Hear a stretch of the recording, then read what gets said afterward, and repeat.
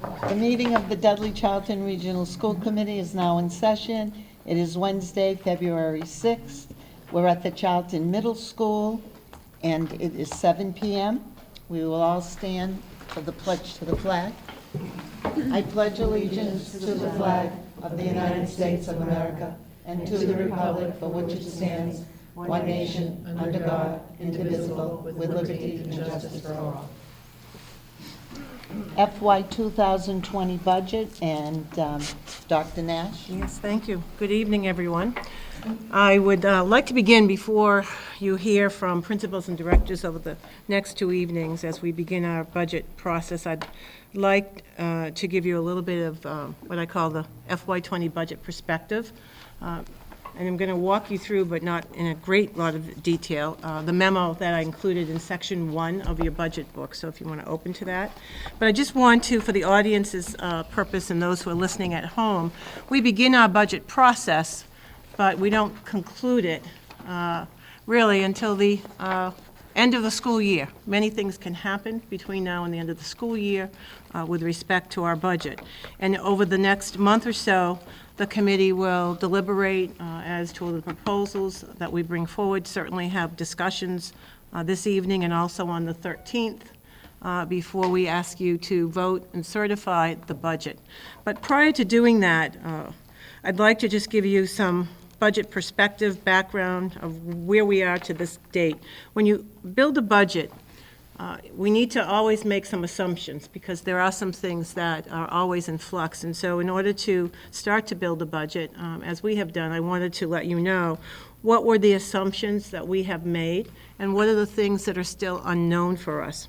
So first of all, as those in the audience know and those at home listening know, that last year with the override that was established in the $3 million override, that provided certainly a revenue stream that you did not have in the past, which was more than what you typically have gotten in this district.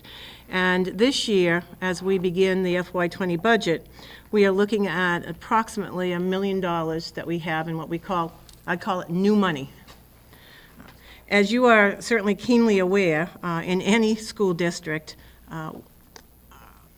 our biggest area of the budget are salaries for all of our employees, because we are a service industry and we hire people to educate and support our students. And any budget typically takes between 75 to 80%, maybe even 70%, 72% of a budget really is constituted by salary.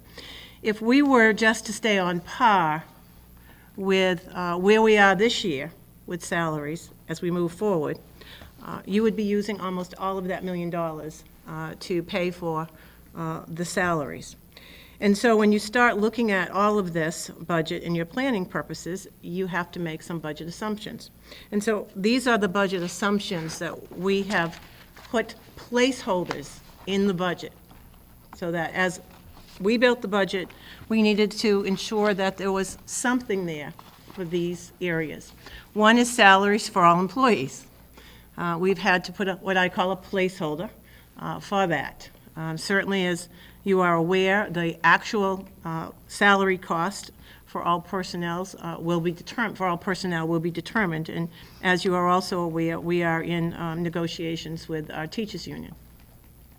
We've also included in the budget some additional funding, one for a salary that hopefully will be what is necessary for whatever the new superintendent's salary might be. So we took what was in the budget and increased that a bit so that you would have a comfort level when you negotiate with the new superintendent. And that figure is in there, as you see.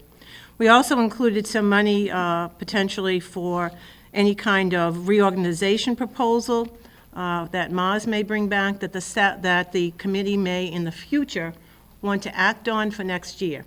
So there's a sum of money that we've put in that budget, knowing that potentially come sometime, probably March, Mars may make a recommendation, and if the committee were to take some action around a particular position, and that position required some additional funding, then you have a sum of money.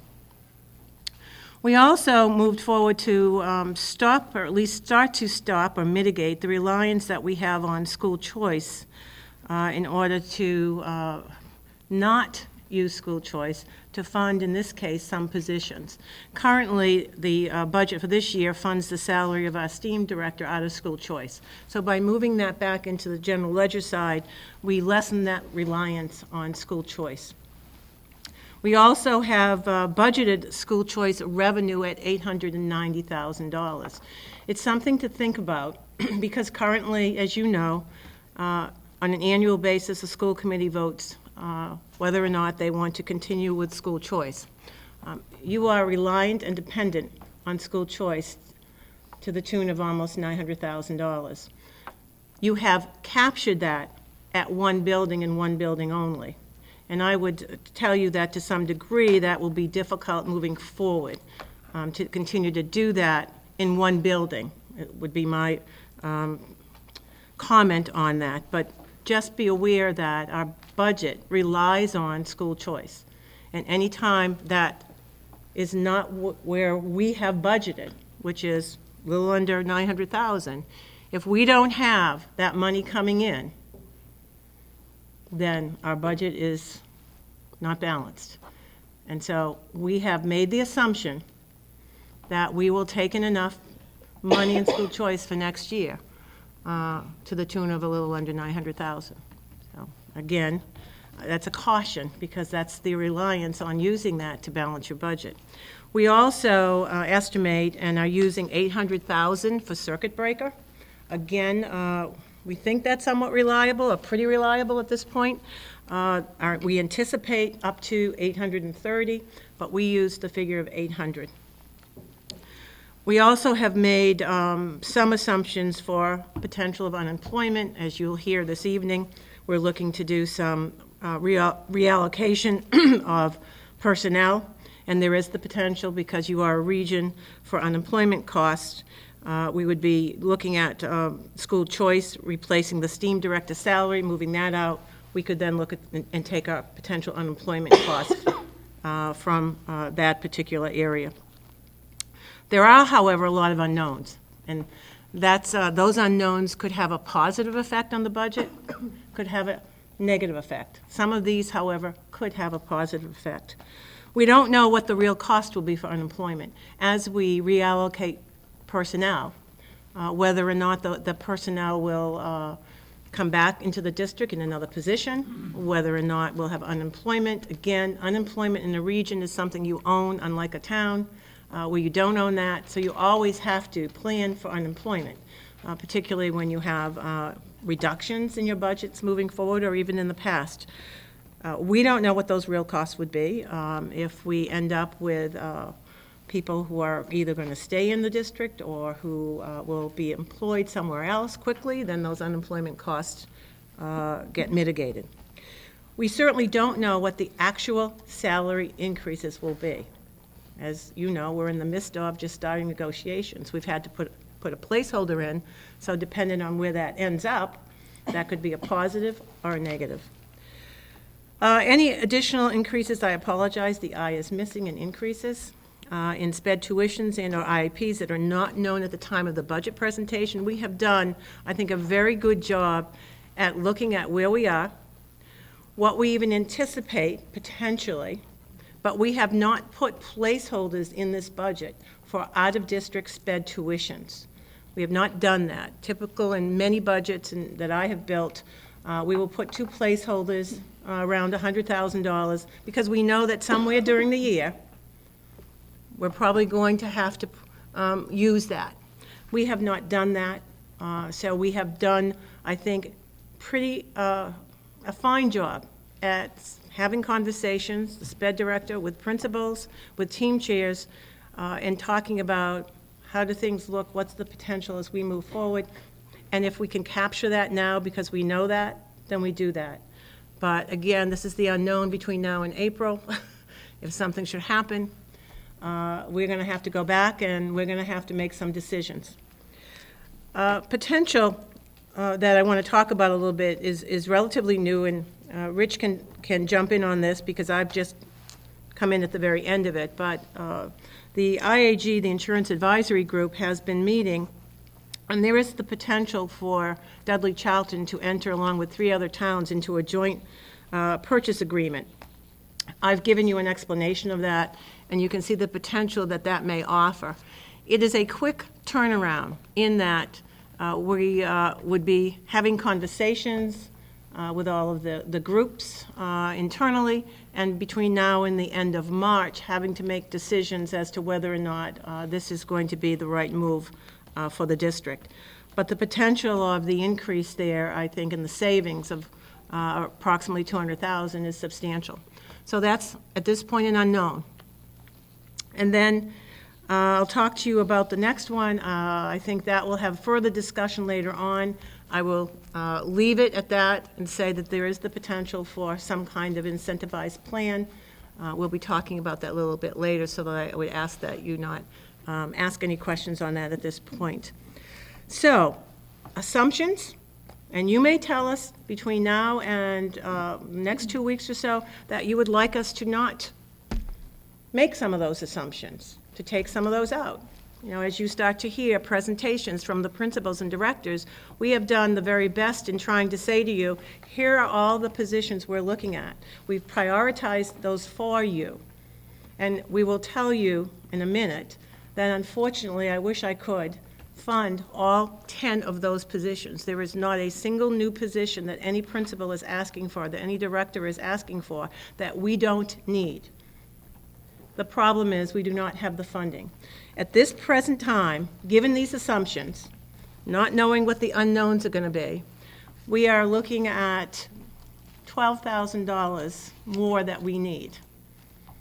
So that of the $1.2 million that we would have, if you will, in new money, we need another $12,000. There's a delta there of $12,000. So anytime this evening you hear us talk about a new position, we would need to look to say, where do we find the money for that? Now, given the fact that you'll hear this evening that 2 of those positions are really compliance issues, those are automatics, and that's almost a little over $100,000. We're going to have to find that. We don't have much choice. Both of those positions, in one case it's 2.0 positions, are as a result of either IEPs or a result of compliance issue with the ELL. Needing ELL staffing, so we meet the requirements for time. So we need to find that. We have not identified potentially where that will come from right now, but we know that we need to. However, all those other positions that you'll hear about this evening are positions we need, and so as the school committee deliberates over the next few weeks and has questions, if you ask us or want us to go back and try to find it somewhere else, we would have to go back and try to do that and come back and tell you what the implication of that would be. What would be the result of trying to find $50,000 here or whatever. But currently, as we sit, we are about $1,221,000, and we're about $12,000, a little under $12,000 more than what we currently have. And again, all of this can shift with the unknowns. As the unknowns become knowns, there's the potential for a little bit more revenue. My caution to you is this. In 2 areas, we need to decrease our reliance on 2 areas. One, we need to decrease our reliance on E&D to support our budget. We need to get away from that. We need to break that cycle. Every year, our reliance is about $1 million to $1.2 million on pushing forward enough money in E&D to sustain the next year's budget. We also need to decrease our reliance on school choice. Because, again, cautionary tale, when you don't get the number of students that you need at the high school, which is where you currently are offering those seats, what are you going to do? Let's just suppose that only $500,000 comes in. You are, almost $400,000 short. So there's the problem that you have, on the reliance on using those 2 to balance your budget. There are times when you might have extraordinary costs. E&D should be for extraordinary costs. There's where you should be able to use some of that money for capital, for those kinds of things that come up with roof problems that we have to repair constantly, boiler problems, pipe problems we have at the high school, all of that. The whole purpose of E&D initially in budgets was so that you didn't have to go back as a region to all of your member towns to cover some extraordinary cost. And unfortunately, we're using it to balance our budget. So that's kind of the big picture of where we are. I wish I could tell you we were in a better place financially. It may be, as the next few months go on, that we'll be able to come back to you. That is why we felt strongly in giving you a prioritized list, so that should in the next few months things change, you will have already made decisions about that list, and principals would be ready to go to make sure that those positions can be filled in a timely manner, because some of those are not going to be easy positions to fill. So questions, certainly. We've got this meeting, tomorrow's meeting, the 13th, and the 27th. And then we probably will still be discussing budget a little bit further on. Even though you approve a figure within that budget, things can certainly change. All right. So I will ask that we start with the SPED director, because this is kind of the big picture that frames it for our elementary principals. So Mrs. Allen. And that is tab 12 or 13?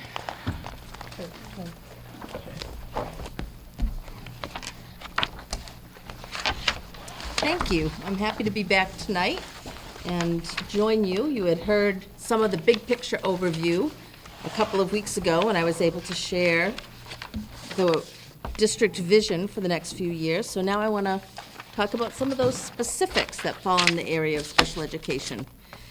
So the first page I've given you is just an overview of the number of students we have in district. You can see them broken down by grade level and by school.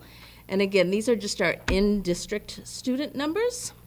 This includes students who are receiving academic support in the classroom, students who are receiving pull-out support, and also our appointment-based preschoolers who might be receiving only OT or speech or PT services.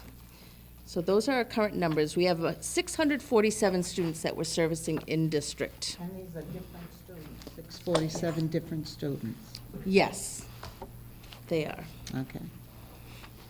So if you look at our next page, I'm sorry, go ahead.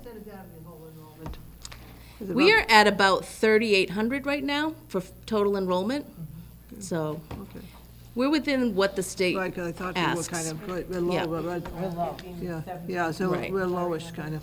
That's what I, 17, right at probably the state average, 17%. thanks. Sure. The next page gives you an overview of kind of the different categories that fall within the special education budget. You'll see those descriptions on the left-hand side. I'll call your attention if we go all the way down to the bottom where it talks about tuitions. So tuitions to mass schools, those are public schools within Massachusetts that we might tuition someone to. That we have one student representing in one school. For our collaborative programs, we have 2 different collaboratives that we send students to, and that represents 19 students. We have 1 student at a private day school, and then we have 3 students in 3 different residential schools. So that's kind of how our out-of-district numbers fall. And you'll see with those red asterisks there that those are tuition prices that are offset by both the IDEA federal grant and also by our circuit breaker income. So the column that says 2018-2019 approved budget, when you look at those tuition numbers there, so you're looking at tuition mass schools 0, tuition collaboratives 110, 572, those are after the grant and collaborative numbers have been applied. Your next column where it says budget requests, that's what those line items actually cost us before any grant money or circuit breaker is applied. So before that grant money or circuit breaker is applied, we're at approximately $3.7 million. You can see under contracted services, we're hoping to apply $70,000 of the IDEA grant to offset that. We're hoping to apply $800,000 from the IDEA grant to offset the collaborative tuitions, and then we're hoping to apply another $800,000 from anticipated circuit breaker refunds to offset the private day school. So when you look at our total with the offsets, we're at about $2.68 million. which represents a $247,621 increase overall after all the offsets happen. So I just want to highlight 5 different areas for you tonight. We're going to start with contracted services, and that's your next page. So again, your left-hand column, you just see the budgeted amount for each item of contracted services in FY19, and then you see the projected amount for FY20, and then you'll notice a difference column. So just to kind of highlight a few key areas where there was a big change in the spending amount. That second line down where it says PT, that's our physical therapist. For the past 2 years, we've had an in-district physical therapist. That current physical therapist has now left the district, and we've been contracting out. So moving forward, because of the inability to find staff who are readily able to come and do our PT services, we found that contracting out has been a little bit easier. So we're looking to contract that price out next year. So it's $30,000 difference from contracted services, but again, we're taking the current PT who was a salary line item this year, and that is coming off the salary line books. You see about halfway down, there's one that says T. Taylor in parentheses, $18,000. And that was services that were used for a BCBA to come in, contracted services, and support our current BCBA. And you will see a little bit later, we're going to talk about that position being transferred. There are a couple items there, $10,000, $3,000. Those were for program evaluations that we're not anticipating needing this coming year. You'll see an increased cost in $13,000 for vision and mobility services. And again, not having been here last year, I cannot answer why that was not budgeted for last year, but that is more accurate of what we're actually paying for student services for that. And then the reduction of $4,000 for APE, which is adaptive physical education. It's because we have a substantially smaller caseload. Absolutely. What kind of services are vision and mobility services? Vision and mobility services, they are exactly, people come in with, if we have students who have vision problems or mobility problems moving around, they're therapists who come in and consult. How do we change the environment? How do we help service those kids? It's a type of therapy similar to like occupational therapy or physical therapy, something like that would be. And that's not a therapy that a parent would take their child to outside of school hours? No, because well, some do, but it also affects students within the school day. So if it affects them within the school day, that's something that we have to provide them as well. The $18,000 that you see for the BCBA is also going to be reflected as an offset. So we currently have a 1.0 BCBA. We're recommending that we should have 2.0. That $18,000 comes off the books and gets deducted from what an anticipated salary of $56,000. So the salary for the new person is mitigated by the $18,000 that we're already paying for additional contracted services for BCBA. So we'll end up next year having 2.0 BCBAs in the district. Probably not where we need to be, but a step in the right direction. So if you look at the bottom, last year's budget, it was $278,900. This year's projected budget is $282,900, which is a difference of $4,000. We're hoping to offset it by $70,000, and that should say the IDEA grant, not circuit breaker. It's the IDEA grant that will offset that. Mrs. Allen, can I ask a question? Absolutely. We'll go to the page before that. There's an offset of minus $70,000. Yes. So that is related to the items that you have in the negative on the line item budget? No, it's not. Okay. The so- $70,000 is just taken off the total at the bottom. So if you look on this contracted sheet, we went from $282,900 minus the $70,000 from the IDEA grant was a total of $212,900. And so if you look at this FY20 projected column, it totals up to $282,900, and then subtracting the 70, so it's $212,900. Does that answer your so question for now that? I'm looking at this one right here Mm-hmm. on this, and I'm wondering where this $70,000, where I relate this to, because it says contracted services, so. It's being applied to the total number of contracted services. These numbers here are just the difference between what we spent for that category last year and what's projected. That's what that difference is. That's your anticipated monies getting in from IDA that you will apply to that To line. the total.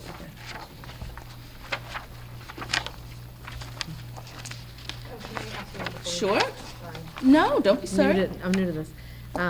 Back to that physical therapist that you said we've had in the district, but now we contract out for the physical therapist. Yes. And so you said that that was a salary line item that is now going to go to a contract services. Correct. So does the $10,000 include the benefits part of the employee? So are we already saying $10,000 is where we're at in our savings, or would we actually save more because of their benefits? Sure. Mr. Matthew, would you be able to speak to that piece? Sure, I believe the 10,000 is the expected expense for FY19.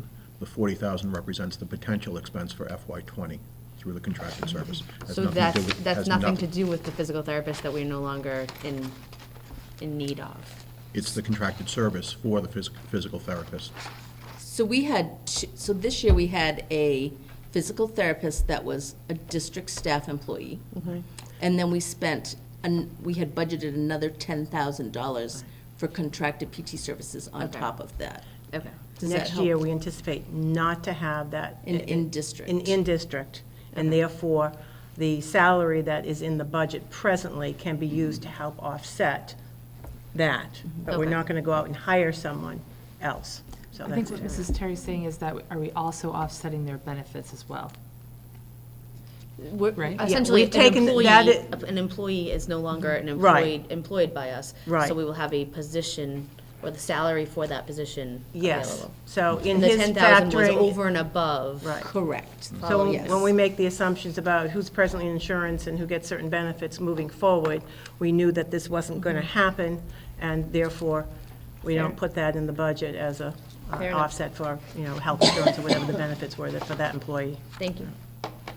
Can I ask another question? Sure. On your first page where your tuition for private day, one school, one student, you have 491,000 as your approved budget, and then it's like 1.3, the budget request with an offset of 800.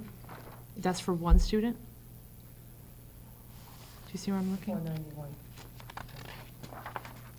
You know what? That does not look right, Kathy, but I do not have those numbers right here, but Okay. I'm happy to correct them and send you a corrected Okay, sheet. No, it's many more students than that, okay, that's what I was I thinking. believe. But I will double check that number for you. Okay. That makes me feel better. Anything else? Okay. The next sheet you have represents our special education transportation. We currently use a company called Van Pool out of Barry.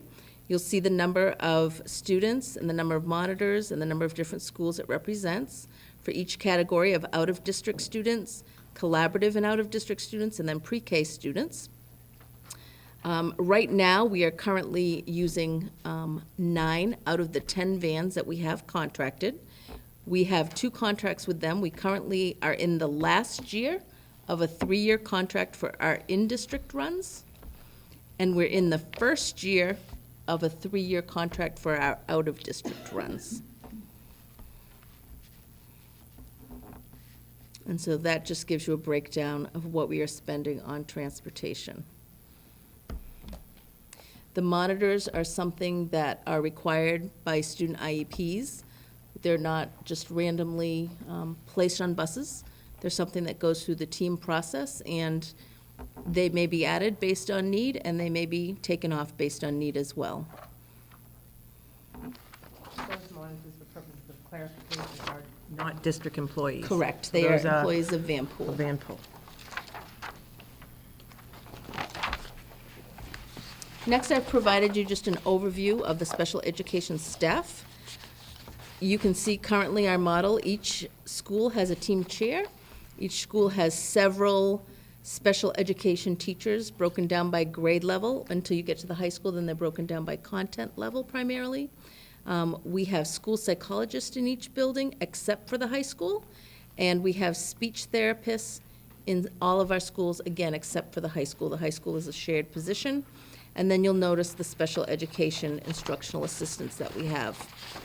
On the last page, district-wide, we have a district-wide behavior specialist, certified behavior analyst.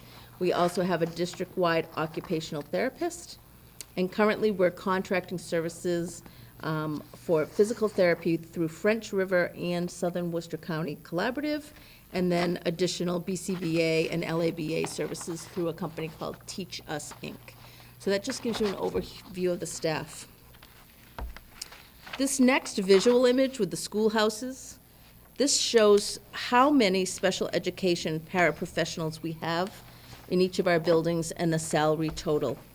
And we have 3 different categories of special education assistants. And I'll be talking a little bit more about how that breaks down in a moment. But we have what we call general special education assistants. They might be assigned to a grade level, or they may be assigned based on content area. We have the category of instructional assistants that are sort of wed to students. So if a student has a 2-to-1 or a 1-to-1 assistant on their IEP, those instructional assistants would follow them. And then we have what we call a program assistant, which is primarily for our substantially separate classrooms, and they are assigned to that classroom or to that program.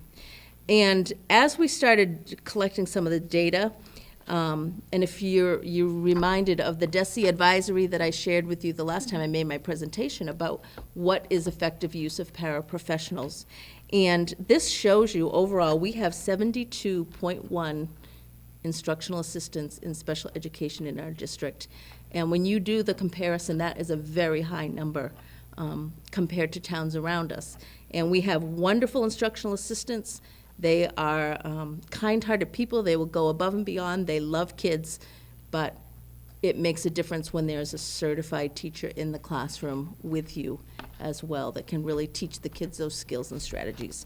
So right now, just a little number fact, we are spending $2.3 million just on our instructional assistant staff. So something to be aware of.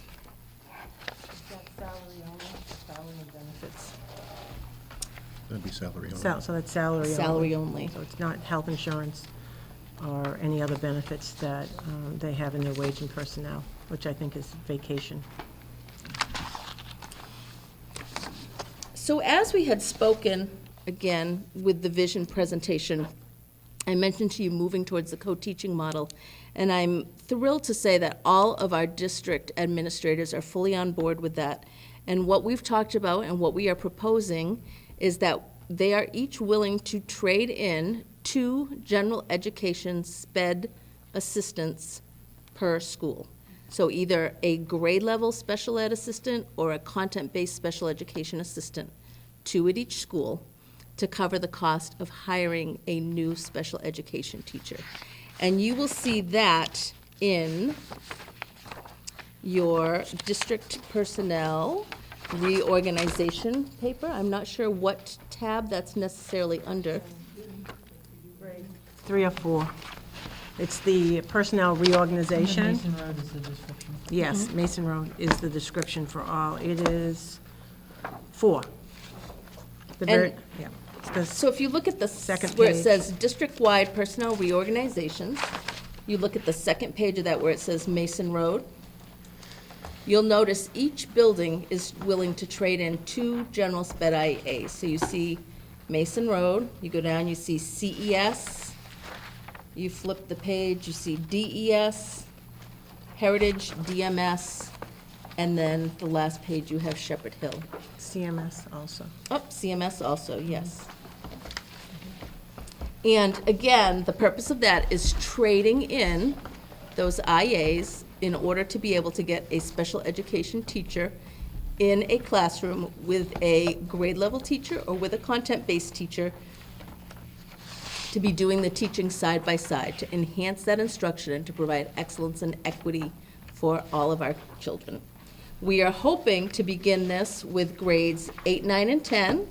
I believe we are doing it in grade 3 and 4 at Heritage, and I believe grade 3 at Dudley L, and at grade 1 in both of those schools.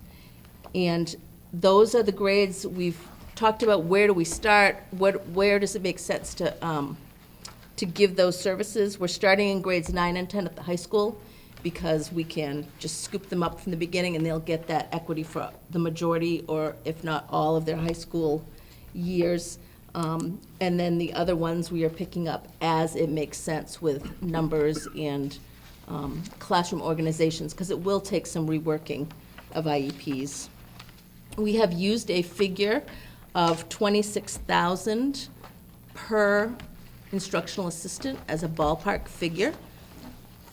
Trading that in, so 2 traded it in for a special ed teacher brings you to about 52,000, which again is on the low end. And so there's a buffer of about 4,000 to bring it up to 56,000. The matrix you see, again, I'm not going to go through each one of these, but as you look through them, if you have questions in the days ahead, feel free to reach out, or even if you have questions tonight. But you have an overall matrix, so you can see what the total that they have now of instructional assistants is, what they are trading in, what they're transferring out. Transferring in means usually a student is coming, say, from Heritage School to Charlton Middle School, from Dudley L to Dudley Middle, that has an IA. Then if there's any new positions, and then you'll see the total. The sheets that follow it are crosswalk sheets, so it'll tell you exactly at each school how many currently are connected to a general grade level, how many next year will be connected to a general grade level, and what the rationale is. So, for example, if you're looking at Mason Road, or you have Charlton Elementary first, so if you're looking at Charlton Elementary first, for FY19, you have 2 general grade level instructional assistants. Next year, you will have 0 general grade level instructional assistants because they are trading in 2 for the co-teaching model. Pre-K, you have 1.6 assistants. That will stay the same in FY20. Number of instructional assistants, what we call wed to students, those 1-to-1s or 2-to-1s. At Charlton L, you have 6.4. They're reducing to the need for 6 because a 0.4 is going to Heritage. The sub-separate program, you have 1.2. Next year, they will need 1.6 because some of those pre-K students are going to full day. So you'll see the total last year, 11.2. This next year, they're going to 9.2 with a net of -2. So you will see that for each building as you go through that. So again, I'm open to questions. Jamie? I think that Go our side of the ahead. table might ask some more this time. So, That's fine. not that I'll speak for you, but. So, I guess I'm trying to understand if they're general IAs. Does general okay. Yes, I meant that, sorry. But doesn't that mean that they cover a certain number of students? And now if we're reducing them and only adding 1 teacher, aren't we not covering all of the students that we covered before? I understand that we're covering them differently, but are we losing some No. of the students? No, we'll be covering all the same number of students. So how are we doing that?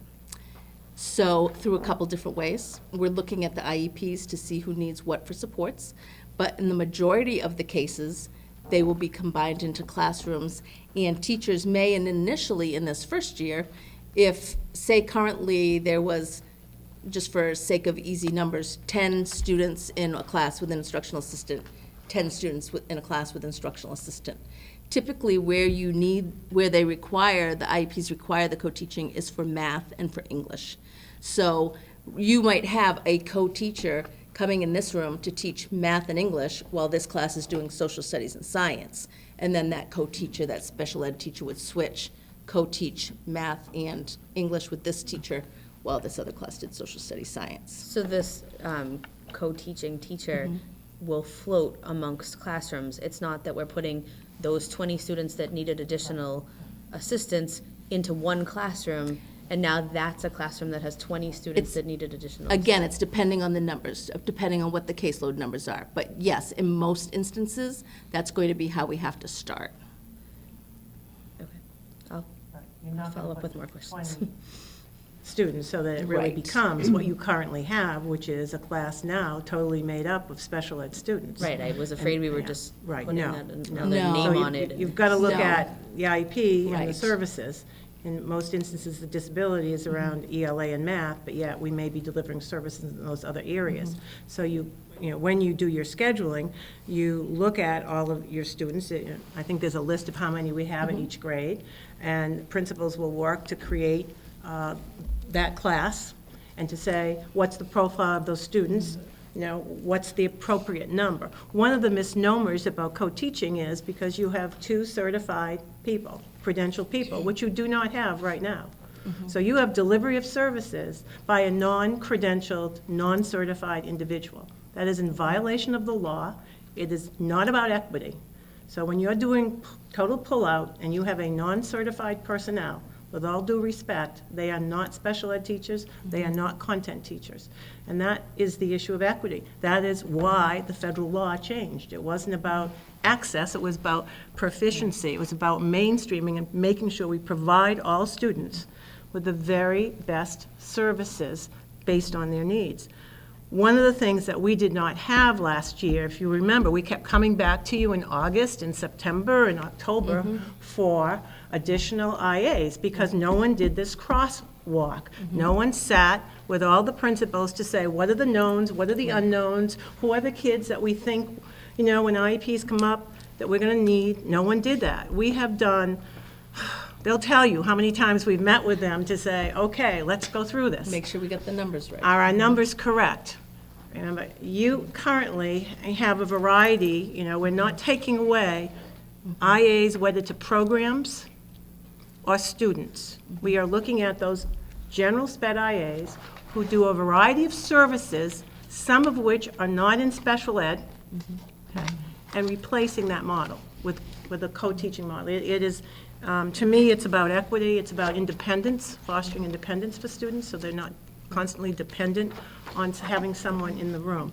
That's a great question, because that's a question that comes up often. And, no, we're not going to put 20 sped students in a single classroom, because that's basically what we have to some degree, in some instances now, and so no.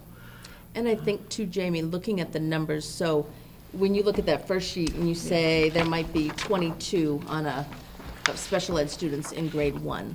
So some of those students might only get physical therapy, or some might only get speech and occupational therapy. So that might bring the number down of kids that are actually getting English language arts and math services, in some cases down to, in the elementary schools, I've seen anywhere from group sizes of 6 to group sizes of about 12. So that will lower that number as well. Thank you. Question. This would involve 13 instructional assistants would lose their job this year, according to this, unless they could transfer to someone retired or something, but basically, there'll be 13. Well, the net loss would be, yes, it wasn't quite 13. Between the news that we've got to bring in, My last I think the net page. is 8.4. But on this list, it says trade, and it's down to minus 13. Net reduction, 10.4. 10.4. Well, I'm looking on a sheet that says minus 13, negative trading, just instructional on here. Yep. It says negative 13. Are you looking at this last one? I can't, which one? It's the one that has, every school has -2, except for Mason Road has -1. So that adds Oh, up to the 13. matrix one? Right. Yeah, okay, but I'm looking at this one. Well, my question leads That, on. right, so that doesn't have the net reduction. We're Okay, going so from go. 72.1 to 61.7. Okay. Because you're adding and transferring in 6.4. Yes. Correct. Okay, so eventually, will you be getting, is this only step one? Like next year, will you be coming again to reduce more instructional assistants to replace them with certified teachers? Or will this take care of the problem? No, this would hopefully be something that we would have to come back and do every few years. Well, this year, next year, until we get the capacity of co-teaching where it needs to be. What's the ultimate number of instructional It assistants? really depends on needs of Okay, services so and you can't kids, predict so it. it's hard for me to predict that Okay. right now. But we need to at least have it in every grade level. So right now, we're looking at putting it in grades 1, 3, 8, 9, 10. So you know, you can see there's still several grade levels that are going to need to be able to help be shifted to this model. The swing becomes dependent on how IEPs are written, Right. and it's dependent on how many students are in each grade. So every year, when you look at your SPED teachers who are all certified to deliver services K-12, you could have one year where there are 10 students in a grade identified, but yet you have 2 SPED teachers. You may not need that. So just as you look at the matrix for IAs, you have to look at that. Although a lot of times, you know, building principals don't want to, because it means that someone they love is moving to another school potentially, or being split. But you've got to look at that, because your numbers change. You know, that's a moving target, and the needs change, and therefore, yeah. But the goal is to really promote equity, because currently you have a model that is out of compliance with the tenets of the federal and state law, and that's the reality, and we can't continue to do that. It is unfair for special ed students to have pull-out delivery services by someone who is not certified. It is unfair for us to think we're doing something by sending someone who is not skilled. It's not that they don't care, it's not that they don't deliver good services, but we send them into a classroom and think that they're going to work with kids. How do they foster independence when they don't have the skill set that a special ed teacher does? That's the model that you have, not across the entire district. You know, it's not, I'm not here to say that, you know, we have great pockets of this going on, but we need to foster this and make sure that it happens across the district with some continuity. And the answer is yes. I would tell you that the following year, you need to look at that. Now, given that factor, you are going to have to make some other decisions next year, because, as you heard me say earlier, because of some things that have happened over the years, our general SPED IAs are being used in some other capacities. That has to do with the fact that this district has had to reduce positions over the years, and we've had to pull them to do some other things. So as that happens, and we say, yes, but I can give you this, but I still need something here for coverage, you're going to have to listen to that, and the administrative team is going to have to take that into account when they work on building the budget next year. So, because that was not addressed, and we just, you know, principals were able to create, you know, a schedule for those individuals, those SPED IAs, where we're asking them to do some other things outside of what they really were hired to do. And that's because you have eliminated personnel over the years. So we're going to have to take that into account next year. The other thing to answer, you know, kind of speaks to Jamie, you were asking about the questions, and to Catherine as well as what you were asking. So the 9th and 10th grade, we are committed, we've figured out a schedule where we're definitely going to do that there, should this get approved. Again, pretty sure 1st grade, pretty sure 8th grade at Charlton Middle, Dudley Middle, Heritage, and Dudley L. We're assuming maybe grade 8, 3, and 4, but again, that's going to be really looking at numbers, playing out with schedules, and see how that works. So there is the possibility that those might be in a different grade level instead, depending how the numbers work. But it's certainly going to be an ongoing thing if we commit to, that we need to keep moving forward with. Is it going to be hard to find that many special ed teachers? Well, Because we aren't had they that hard to conversation. find? We had talked Yeah, about that. we did. We have, Yeah. we went through our dual certifications in district. There are several people who are already certified in special ed. Some of them are teachers currently in a general education setting. Some of them are our instructional assistants. And so we're hoping that, you know, we might get a really excellent crop of candidates even in-house. Now, it's a That would be moving interested. target, so won't it be harder to get a special ed teacher that's thinking maybe she will be shifting all the time to different schools? Well, it's not necessarily that they'll shift to a different school. They'll be within a school, but they may have, you know, part of a grade, two grades. It just depends on where the students are. But potentially, They won't be- unless your numbers are really small, No. you're going to be in that In that building. building, Yeah, you're not, okay. yeah, shift. You'd have to have extremely small numbers. But that's a good question, because we talked about that, and we're hopeful that there'd be some potential of some teachers who may want to make a switch. You know, they've been a classroom teacher for a period of time, they're dual certified. This is a good opportunity. We also have some IAs who are certified. I think it's moderate special needs, so it's a little bit easier. But the sooner that we know this, we would go out and anticipate it as early, once you say, this is fine, we're going to move forward, then we would go out and start with the anticipated need to do this. We would advertise, and hopefully, they won't all be competing against one another we'll be sharing the wealth, but we'll have to go out soon. Yeah, we'll So have to there go will out. be 10 aides that will lose their jobs then? 10.4. 10.4, they have the potential, right, yeah, right. And again, as the other question you might have with this would be professional development for this. And again, that has been planned for, and you'll hear that, some about that, talked about tomorrow evening with the curriculum and professional development. Can I ask why would a person who has a licensure in this field become an IA and not be a classroom? Some of them are working moms who just don't want that responsibility of, by becoming an instructional assistant, you can go home and be a mom. You don't have the workload that you take home that a teacher might take home. Some of them do it for that reason. Some of them, it could just be they want to get a foot in the door. They've had their license, and becoming an instructional assistant is a way to get to know the district, get the district to be able to know them before a position applies and opens up. Most recently, Jamie, we did have an IA who became certified and is now one of our integrated preschool teachers part-time. And is there any way that we have any individuals that are IAs and going towards their degree for this, that we would have the ability to? We have looked at that. We have I a don't few. know if Give they're them IAs, some but I kind of believe we leeway, identified, I think, timeline? 3 people in the district We that were can staff only, members that were in programs. we can only hire someone in a capacity of either being certified or on a waiver. So we would have to show that we have interviewed individuals, we have not found a certified candidate, and then we would have to submit, and that's a pretty involved process. We've gone through Familiar it. with the process. Right, so we've gone through it. Yes, you are. But I can tell you,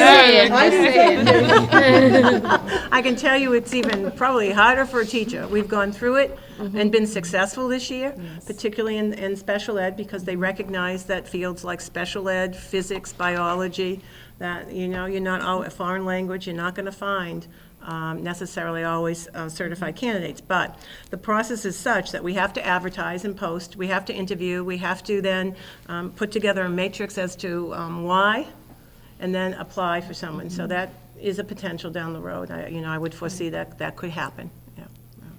And I think the caveat to that is that when you submit that you offer some explanation as to what is going on in the district in their move to that.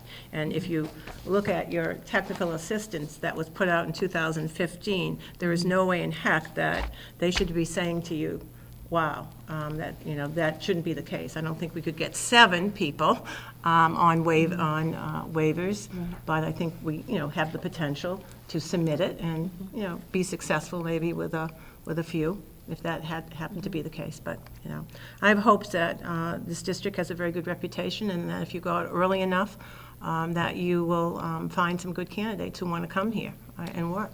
I was looking on the Yeah. flip side that that's 10.4 people that we care about in this Yeah. district that we would like to make every opportunity Yeah. available to. Sure, absolutely. Right. Absolutely, and some of them, it's just that we can't, I can't employ anybody, a district can't employ unless you're on a waiver or certified, so we'd have to go through that process, and certainly if someone has an undergraduate degree, that certainly is going to help them to potentially get a waiver, but again, as you know, it's not easy. It's not easy, yeah, and they seek more and more information. Every time we sent information in, we had to provide more, but it's really a process. Any other questions for Lorinda? Thank you. I Oh, actually I'm have a sorry. quick question.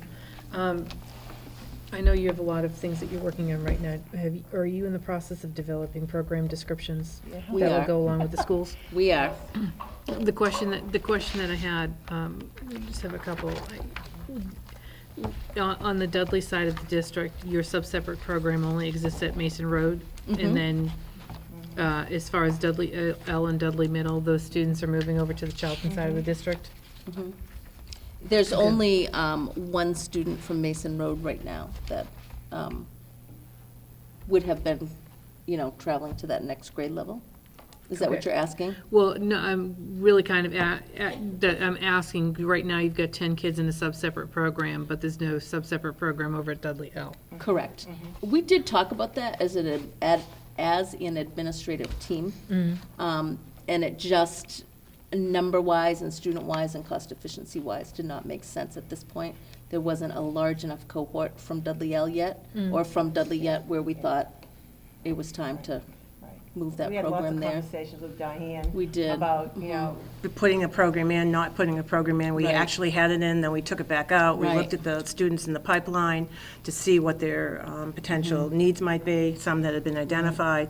We just aren't there yet, but, you know, we probably, you could see it, you could see it next year. Again, Right. you know, who's coming up from our, from Mason Road. But we're kind of on the cusp. It's similar to what happened with the life skills program at the high school. Right. That's why we only need a job coach this year, because of where our kids are age-wise. But I think we're going to probably need to put the program in the following year. We Right. thought we were going to have to do a separate, substantially separate program for life skills, but And the other piece we had talked about with that was, you know, the need for either an emotional room or a behavioral room. Because we don't have that at this point in time. We send students out of district typically who have those types of needs. But again, we just didn't have a large enough cohort to warrant that creation of that this year. But we have been looking at both those things. So the numbers that are reflected with students that are out in the collaboratives, do they not include lower elementary? So No, your they students- do. So they do. They do. But again, I need to correct that one number that was asked about. I'll give you that correct number, but they do include the lower elementary students. I'm probably going to look to follow up, and I'm understanding what you're focusing on this year. But for agreement on philosophy for the direction that we're going, I think I'd like to have some understanding that we are all in the same place with your thought process for moving forward on some of these things. But I'd also like to understand from a budget perspective and thinking forward, Right. how we're looking at analyzing out of district, including what's in the pipeline coming in, and whether or not we need to project a year or two down the road about establishing this continuity on the Dudley Right. side of the district. Because we're spending money transporting students, and that does impact, it impacts our transportation budget, which we don't get reimbursed for. We would get reimbursed on costs for Right. having programs in the district. So it's just, those things, when the numbers, Right. we need to kind of know that well in advance so that we're thinking and planning accordingly. And one of the larger needs that we talked about, both with Diane and Chris at Dudley Middle, is that the lack of space. So needing to do, again, get a team out to do some walkthroughs, to do some space studies, and really brainstorm together, how can we get creative? Are we using every inch of space? Do we need to, you know, go back to putting some people on carts? Well, that's not ideal.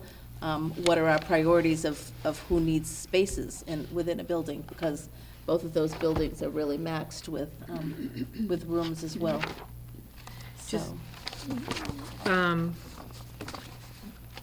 If you have an ability, and I know that you are all under there's a lot of things juggling in your world right now, I would like to see a projection of moving forward with co-teaching, you know, kind of projecting it out with populations moving up, as to how we move forward with that process so that we can be, as students transition from one school to the next, there should There- be some there's- fluidity oh, of them there's- moving into a right. co-teaching. It was a model. question that I reached out to Yeah. earlier, is that fluidity Right. piece. It makes no sense to have students learning in a co-teaching model then and then move not back. being able to Absolutely. follow it as they move up in grade. Absolutely, right. So we get them in a place that's how they're learning, and then we take that away, and we Right. go back and forth. The other thing, just for clarification point, and I don't know, we still have our dedicated special education teachers per grade that will be doing pull-out services in those types of learning centers, in addition to teachers that are co-teaching. Yes, for So students it's who not need just that. that we don't have that. Right. Right. You still, You will still we're have not that. We're eliminating any basically current sped extending the teachers. continuum of service options. Correct. Right, we're adding more sped teachers so that we can deliver services more effectively, efficiently, and with better, equity to students. Right. But we still will have teachers who, because the IEP says it needs to deliver some pull-out services, small group services, whatever, that continues.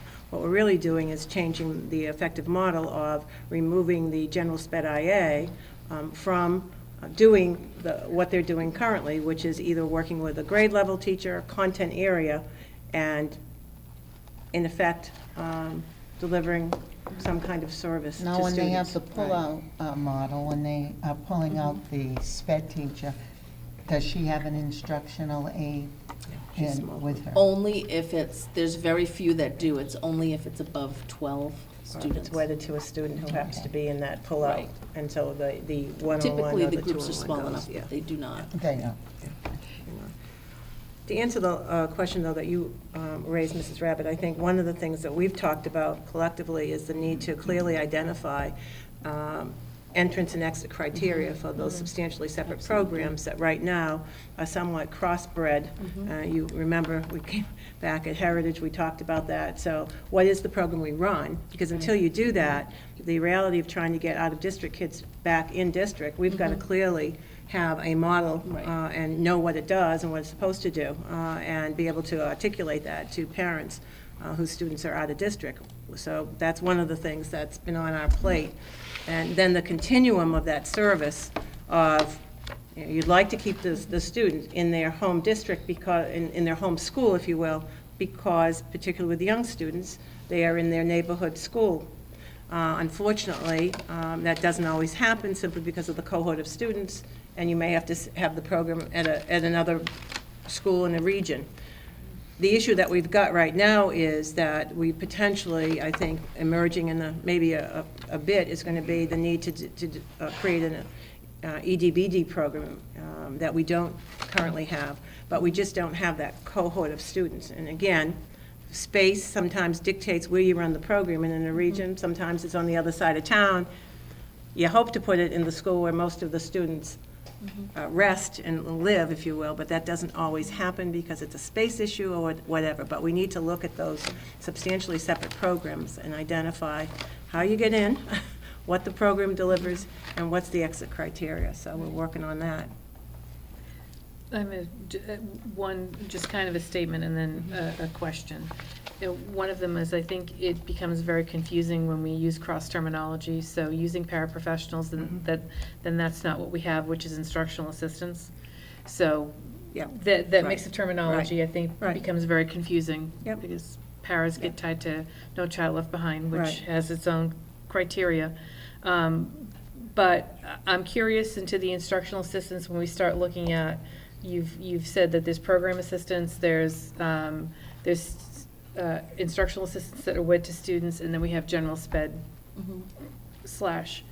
Are we moving towards developing the training to allow instructional assistants to develop a skill set to allow them to be more specialized to particular student needs? So if we were teaching, we're having dedicated instructional assistants that were proficient or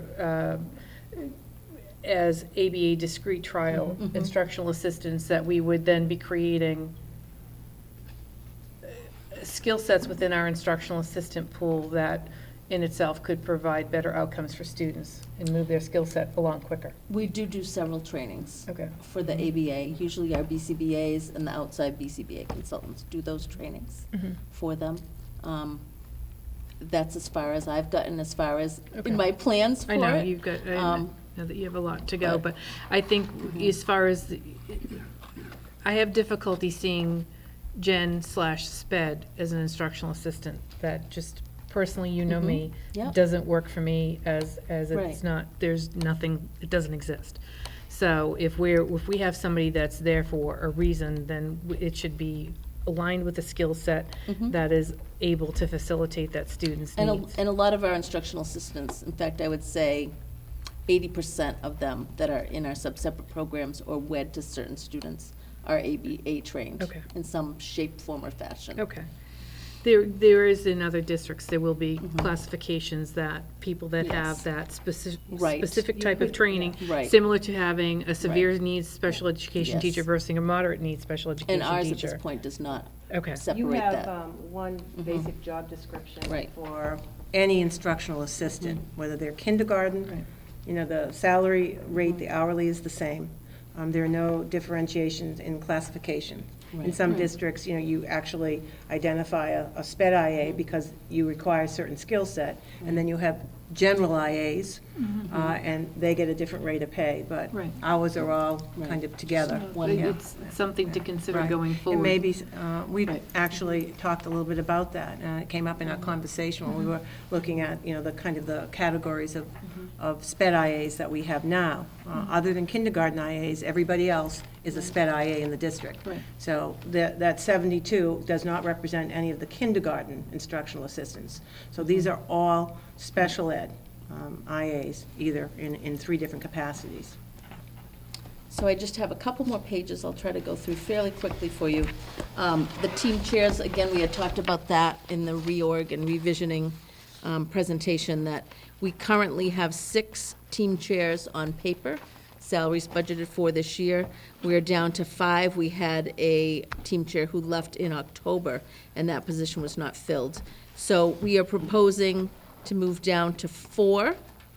And we would like the option to be able to impact bargain them out, have a conversation with the union to be able to do that, to put them as administrators. And again, you have a job description attached with that, a proposed job description, that should you approve this reorganization in the budget, that this job description would then need to come back to you to be approved as well and accepted.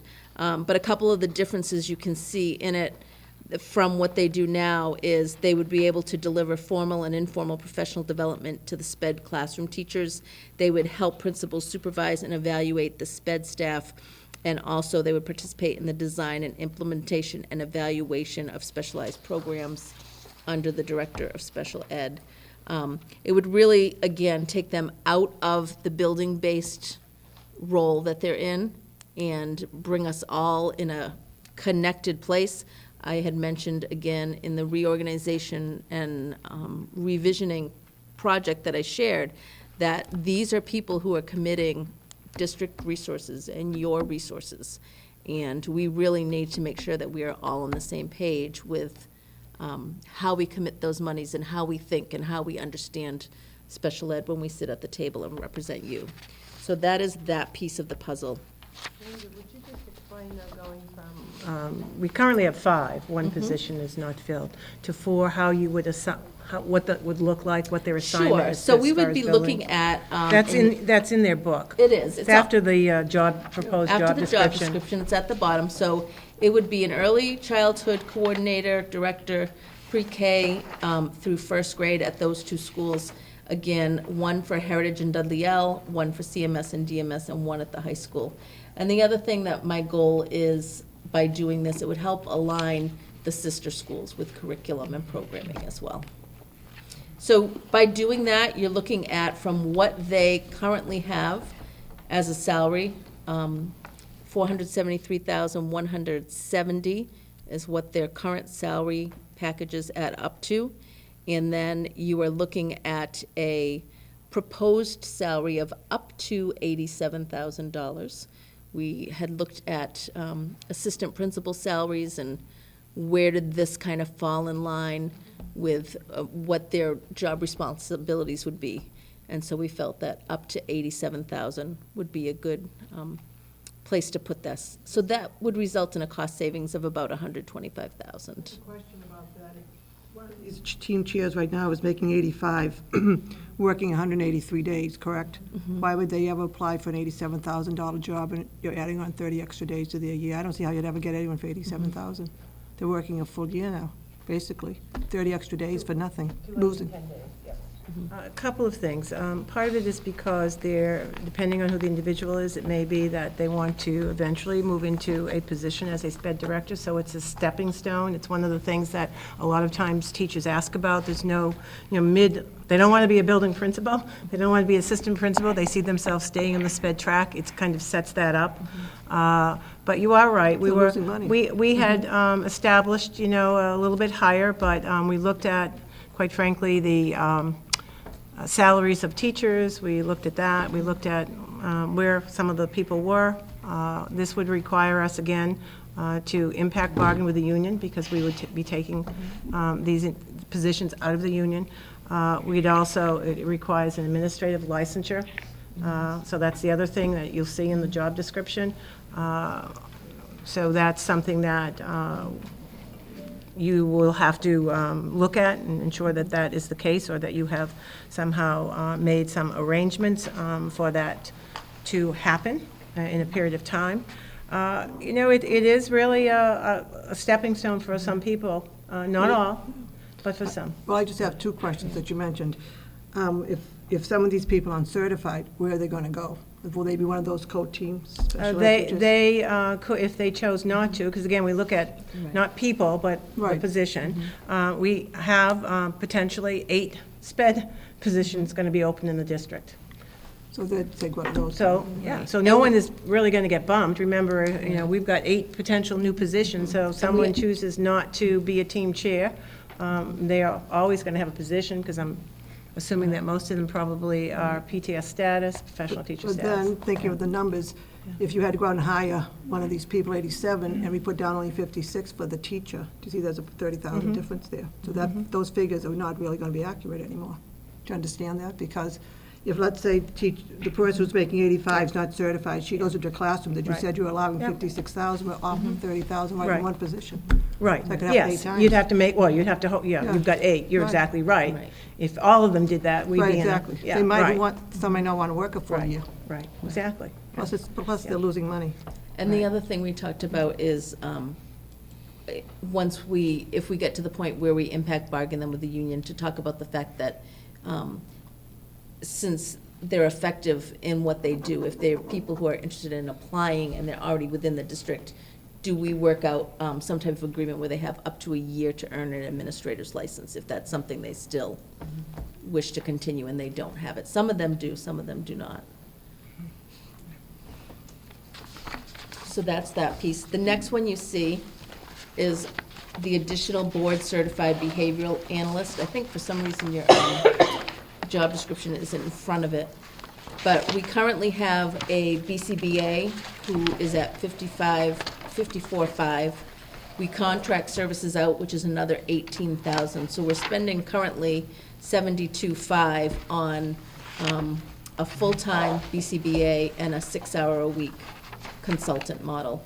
And so what we're proposing is that we would like to keep the same BCBA. We've listed the new salary based off the current contract that exists, add a full-time district-hired BCBA with that cost savings from restructuring the team chairs and using some of that 18,000 from the contracted service money. So you're talking a difference of an increase of 39,000 if we use the money that way. And again, that would break the caseload into an elementary type level position and then a secondary position.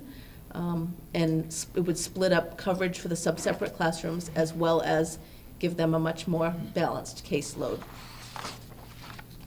There is a job description attached with this as well, because I am not sure, based on what I have found in my records, if this was a job description that was ever approved by the school committee. So it has been just updated a little bit, and what their jobs would be, the duties would be very similar as to what they do now. And I've just updated that job description again for if we approve that position, I would like to have that job description approved as well. The last thing in your packet is just a memo to you to talk about my desire to see my administrative assistant have a salary range, a salary increase. Excuse me. Currently, she is one of 3 administrative assistants to central office staff. There is Mr. Matthews' assistant, there is Dr. Nash's assistant, and then there is my administrative assistant. Dr. Nash's assistant and Mr. Matthews' assistant are both salaried employees. My administrative assistant, for whatever reason, is still an hourly employee. Not only do I feel that there's some inequity in that, but the labor law, when you are working with confidentiality of information, requires that you are a salaried employee. So you can see my proposal, I'm requesting a pay increase to put her in line with at least one of the other administrative assistants, the administrative assistant to the finance director. She has worked here for over 23 years. She's an excellent employee. She knows SPED in and out, and she just has done a wonderful job handling the things she needs to handle. So you can see my proposal there. It also includes a separate job description for a special education transportation coordinator stipend, which I would also like to see that assigned to her as part of her salary package. She takes on, in addition to what she does for special education, the oversight of the transportation for special ed. And it is, I can tell you, a daily job. Dr. Nash hears her being right outside her office, and she's scheduling calls, she's taking parent complaints, she's checking on routes, she's rescheduling van runs for people that are in and out. She's looking at our billing for it and saving us money from billing, from catching over billing or different runs. So I would just ask that that be added as well. Well, Kathy and I are on the wage and benefits, and we're going to be negotiating. We're going Beautiful. to start, and we were talking about that. Thank you. So we'll So I fix it. appreciate that. Are there any other questions I can answer right now? I'm always happy to be available as you continue to look through things. Sorry. So for the preschool, have we talked last year, like, we just didn't know who was coming in, and we were surprised by that. Have we gone out and, like, looked at Head Start and all those different agencies to figure out what we have coming in at us? Yes. Okay. And then, for the kids that are placed out of district right now, have we gone through their program analysis and looked at what their needs are, and to see if, are there enough of those kids that might be outplaced that could bring a cohort back inside? We have. Okay. And we're just not to that spot Not yet. yet, okay. And then my last question is that the addition of the BCBA, will that alleviate some of the school psychologists' caseload?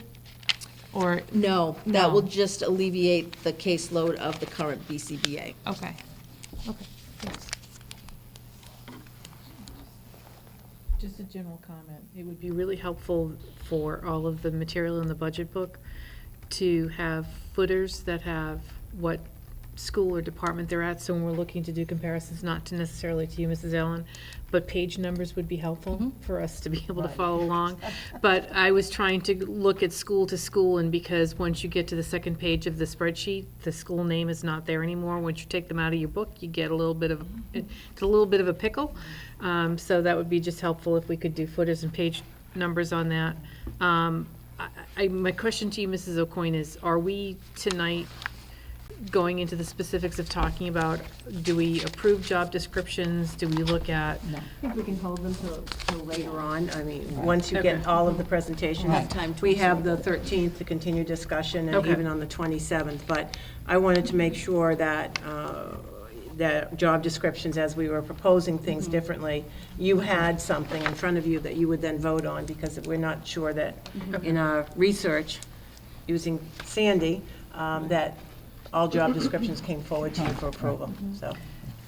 I'd like to be able to look at it Look- cohesively and then come back Right. and do it Sure. all. Okay, Yeah. This thank you. evening. Yeah. This is really We just saw it. presentation, Okay. Yep, initial presentation. Okay? Thank you, Lorinda. Thank you. And before I start and take you through the budget for Heritage School for the 2019-2020 school year.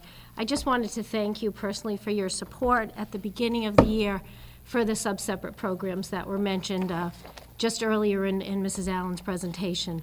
The restructuring and reorganization of the program at Heritage School has made a world of difference for every single one of which may be some of our students with the greatest needs, and it has made a world of difference. If you ever happen an opportunity to come and visit in our school, please drop by and, I will personally take you through the programs to show you what a difference restructuring has made. We, again, last year not having the opportunity to look at, okay, how many students were actually and what were the range of needs, and finding that it was not conducive, for those students. And it has been a year of some change, and but it's been made a wonderful difference. So thank you for your financial support through that process. That has made a huge difference. So in looking at the budget pages for Heritage School, and again, Mrs. Rabbit, they are not numbered, so I apologize for that. But the first couple of pages are just our current staff and the staff listings by grade level and professional roles, and that of the instructional assistant. And then, so the first page I just want to address would be our class size. So when you take a look at this, we have class sizes from our Sims report in October, again, class size, what it looked like in February, and then projected class size for 2019, 2020. And looking at those numbers, we've stayed very static since October, which is typically the case.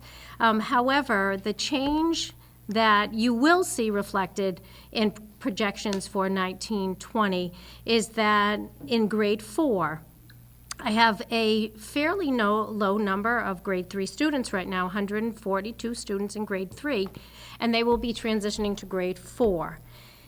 When Mrs. Allen had brought up the idea of embracing co-teaching and looking at could we have one classroom at each school with that in mind next year, I was thrilled.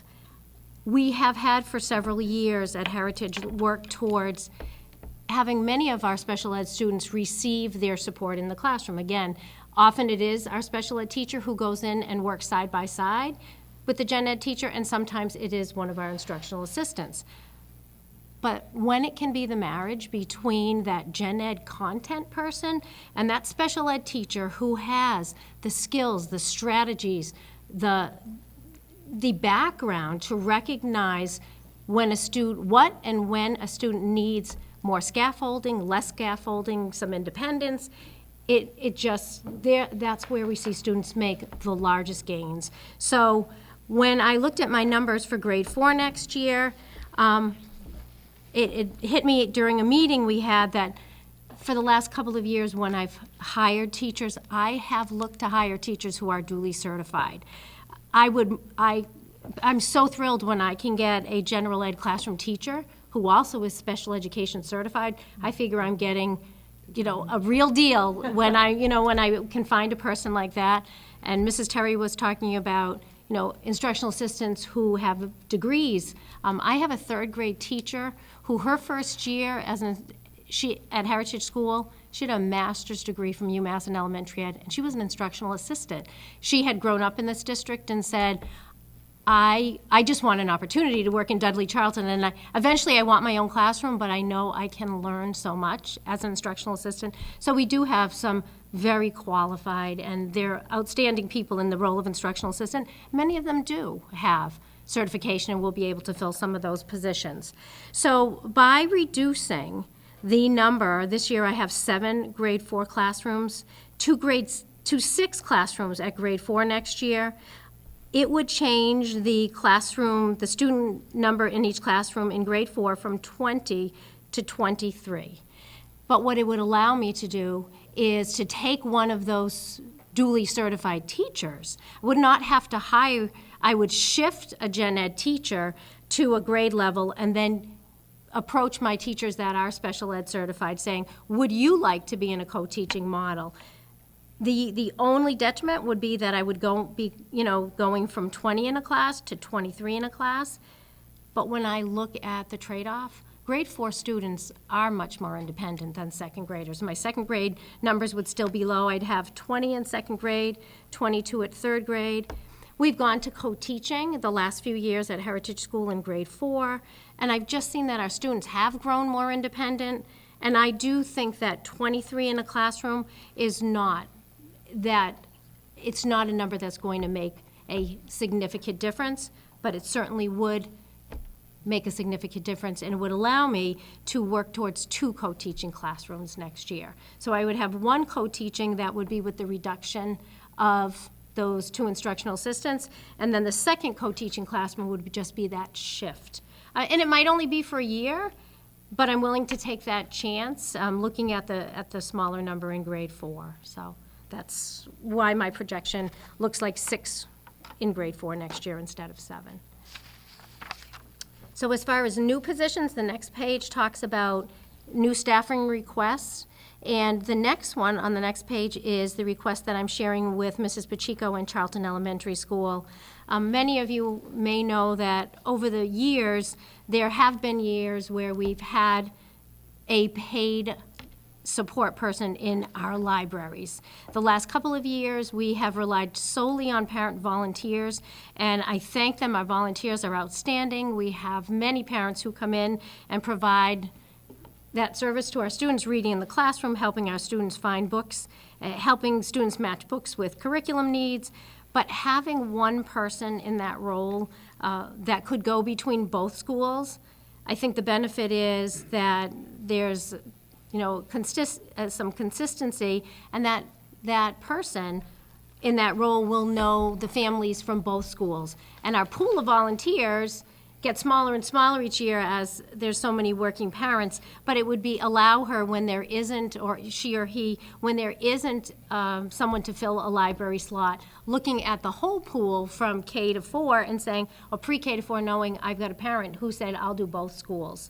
So it would be a position that we think is well worth the cost and putting our libraries back in shape where they really need to be. And again, I thank those volunteers. They've kept our libraries viable, engaging for all students, but having someone in that role who goes between Charlton L and Heritage would be a wonderful thing to have, so. That'd be full-time if you were 2 schools, it's full-time position. Correct. Okay. Potentially, some of the general sped IAs could also take these apply for jobs, this. yeah. Right. Going back, just as a quick comment, the funding for this is mentioned as to how we can cover it. So hopefully, using some of that cafeteria revolving money, we can cover this. Almost.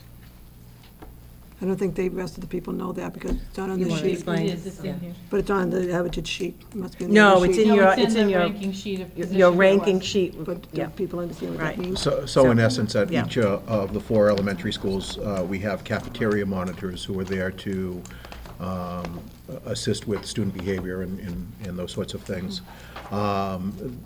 In speaking with the food service director, Mr. Greenberg indicated that we would be in a position, and I concur financially, at least for a couple of years, to absorb that cost into the food service budget.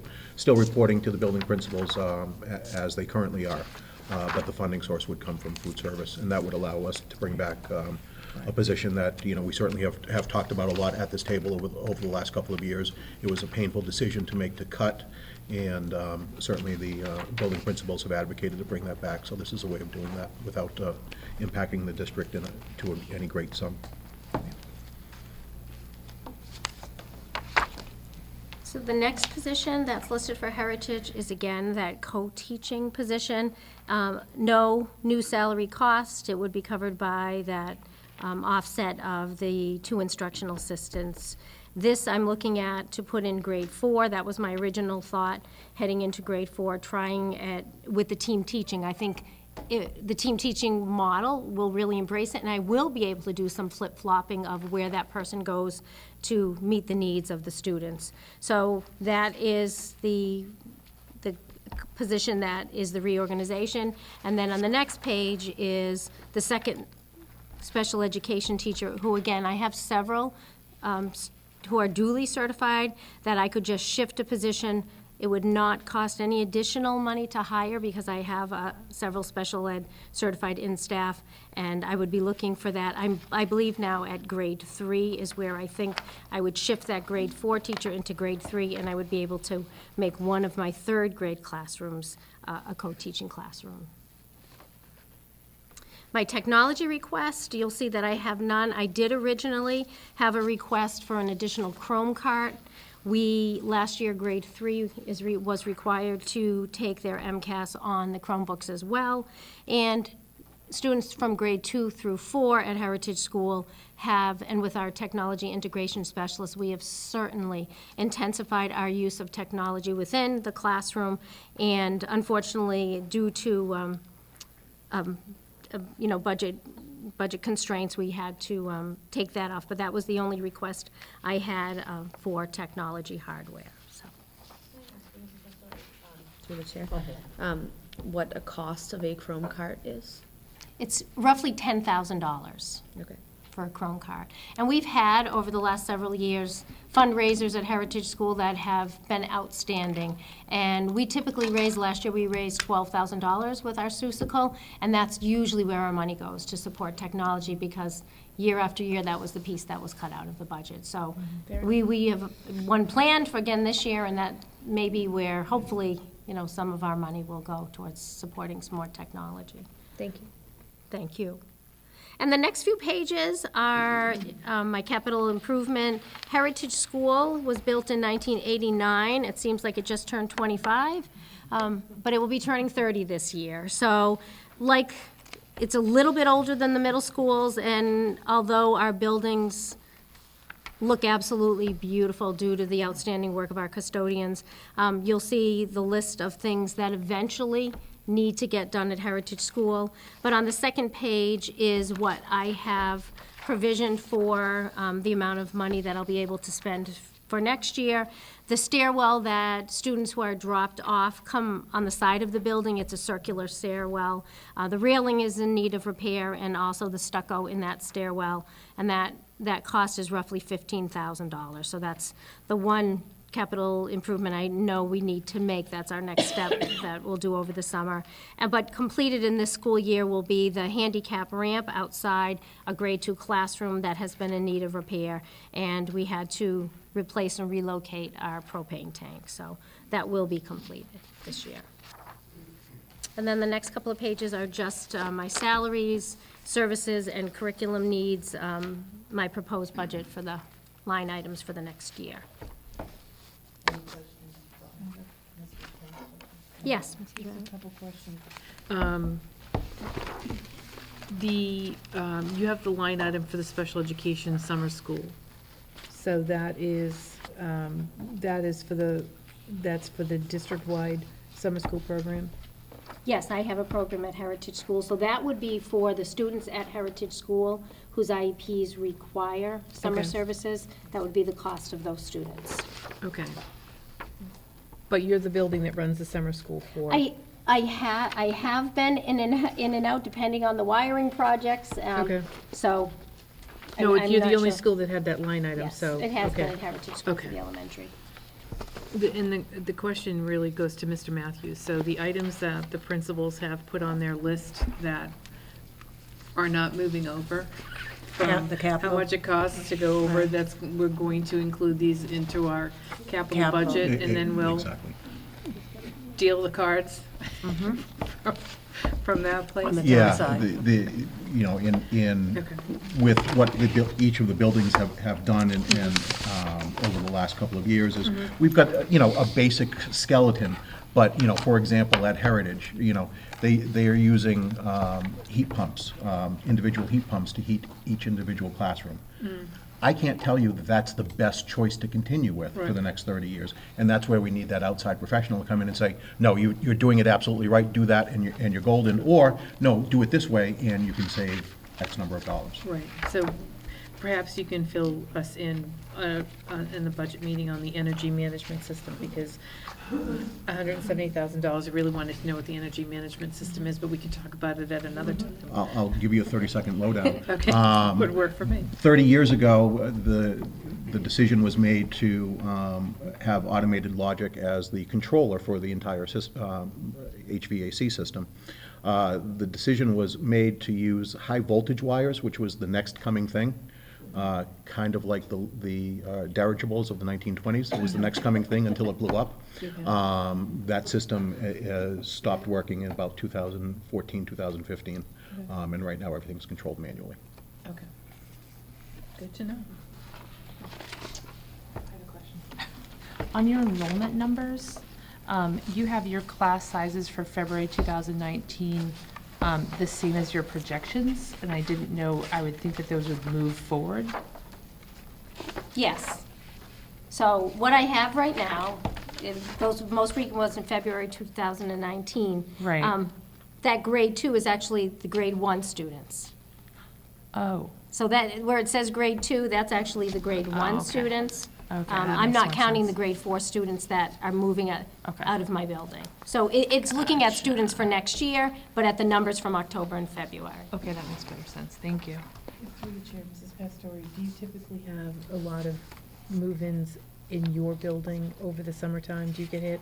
And that depends. It's not anywhere It's not near as consistent? chaotic as I know at the kindergarten level. Not this past summer, but the summer prior, I had about 30 move-ins, and last summer, I think we had less than 10. Okay, So, all right. Thank you. thank you. Is that for me? Well, thank you for having us and letting us present tonight. We all have worked very hard as teams and together to try and make sure that we're meeting the kids' needs as best we can, special education and our general education. So a lot of what I'm going to say, you're going to see, you've already heard. So I will go through it and I'll tell you any differences that I can to help you understand the difference between Dudley and Heritage. So for our class sizes and looking at them, if you look at from October to February, you will see a little bit of a difference because that is something that is a little bit different about the population in Dudley. We do have a population that moves about a little bit, and we generally increase, as I looked over the years, we generally increase about 4 children to 5 children per grade level and have quite a few move-ins and move-outs. So 4 children per grade level is, it's reasonable, and we're okay. So our class sizes for next year, when we're looking at from now until next year, you'll see that our grade 2 will increase in number and sizes, and those second graders, where we only have 5 sections, are going to move on to 3rd grade. So what it looks like, and you'll see that in the staffing, is that we're just going to have a teacher loop and go back to 2nd grade and then be able to loop the following year. So that's where so the numbers are basically staying the same, 21, 21, and 22. That's what we're expecting. I'm also looking at I wanted to tell you one thing I wanted to tell you. You were talking about the IAs. I actually have an IA who is certified as a special education teacher. So, actually she will be as of May. So I just wanted to fill you in. I'll try and fill you in on what I know that may help out with some of those numbers as well. As far as our staffing requests, I also have the library instructional assistant to be shared with Mason Road, and there you do see the estimated cost explanation. So again, it's the same thing. It's a librarian that we had in our budget and in our schools until 2 years ago when it was taken away. It has had a significant impact on our students and their understanding of the library. We are also run with parent volunteers. However, I happen to have our librarian assistant is one of we hired her as an instructional assistant. So she's an instructional assistant that may be looking for a library position again. So there may be something else there. So I do have some ideas. As far as our staffing reorganizations, we also are going to do the same thing of trading in 2 general sped IAs for 1 full-time special education teacher. What I'm looking at is grade 3. And the reason that I'm choosing grade 3 at this point is because of our special education population for that grade level for next year. And where I think that we could do a co-teaching model, as well as having an additional teacher to provide the continuum of services for those kids. So, and that's something that's very important to me, is having that continuum of services. So, like you said, are we still going to have the pullouts available? Absolutely. But this will give us more of that continuum.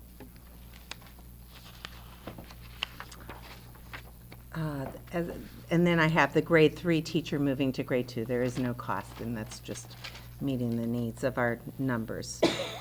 As far as our technology requests, I have for replacement projectors and that's the only projected cost. We did have several things in the technology budget that we were hoping to do, but of course, you know, it's just typical.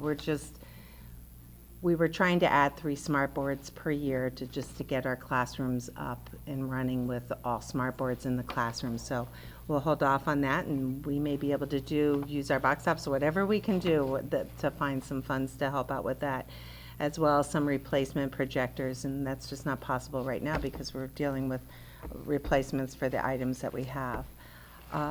We also have put in for a 30-pack iPad cart, so that our technology integration specialists would be able to use it and integrate it as a classroom unit going into the classrooms.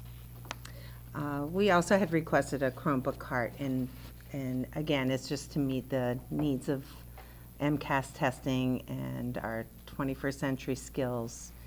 But we also have 2 Chromebook carts that we had gotten by raising funds as well. So we'll keep with this. And then finally for our capital, the one piece that's funded in here is the replacement of cafeteria tables. It is a safety issue. They're old and they're quite scary to lift up and down, so they need to be replaced. Mrs. Seifel, can you move that number over to Sure. 2020? It's in 2021. Sure, I'm sorry. Otherwise, Oh, you're right. I'm You got sorry. that? Yeah. Otherwise, we're Can not I going ask to a see that clarifying- number for you. Gotcha. Can I ask a clarifying question? Sure. Maybe it's to Rich. If it's listed on here for your technology hardware request, that means it has been accounted for. This $4,900 is part of the budget proposal? No? No. Okay. So you'll see tomorrow, when technology presents tomorrow night, you'll see all of the requests and what that totaled.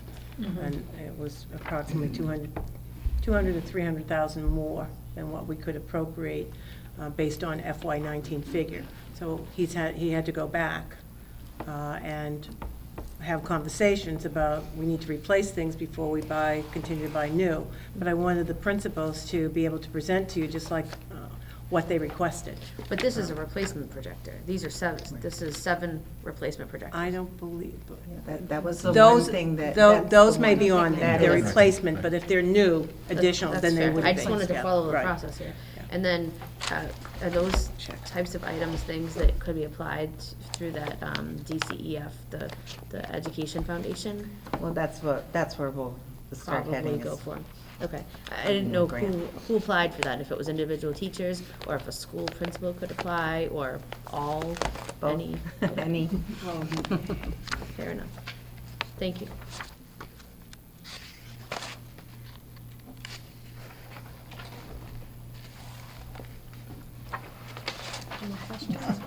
Any questions?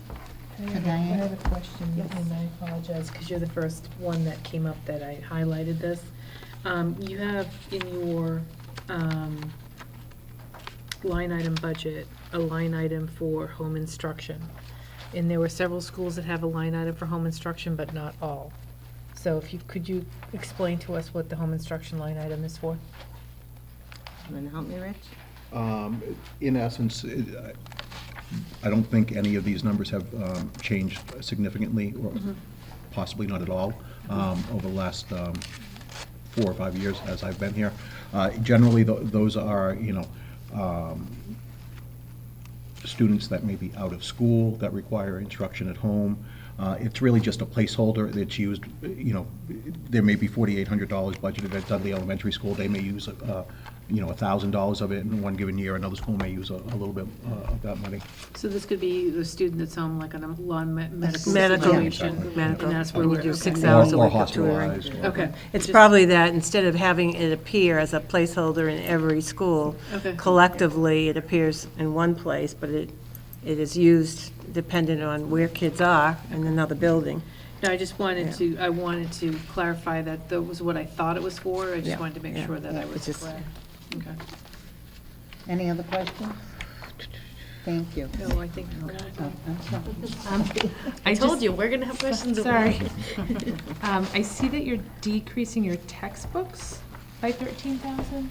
So what new textbooks are you buying? Like what's the need for decreasing it? Well, we're decreasing our textbooks because we're coming off of the math, correct? Okay. Contracts with the math, so that's decreasing our textbook costs. We had a prolonged contract when we brought the Envision Math. Right. So we're all set. It's not going to be as expensive for us next year, so. Okay, and that still includes all the, It's still up to date. Yes. yeah, all that, Yes. okay. If it's a software cost or renewal on that, right.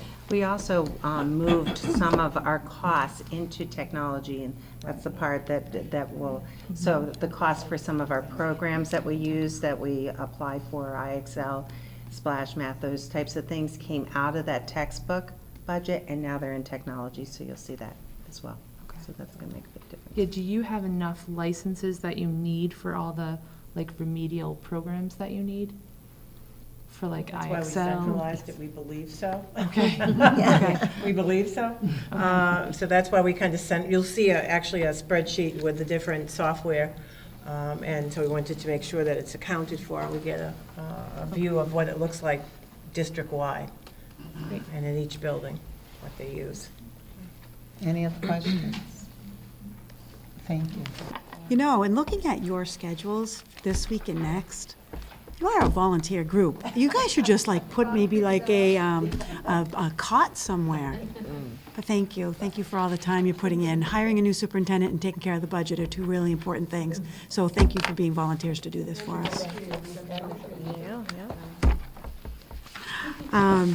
So it's very similar to my colleagues ahead of me. It's set up the same way. The first couple of pages where the staff class sizes come next. The one thing that is different for mine is my third page where it says kindergarten enrollment projections, and I have data there from 2012 on. And this is how I'm trying to mathematically figure out my, my numbers.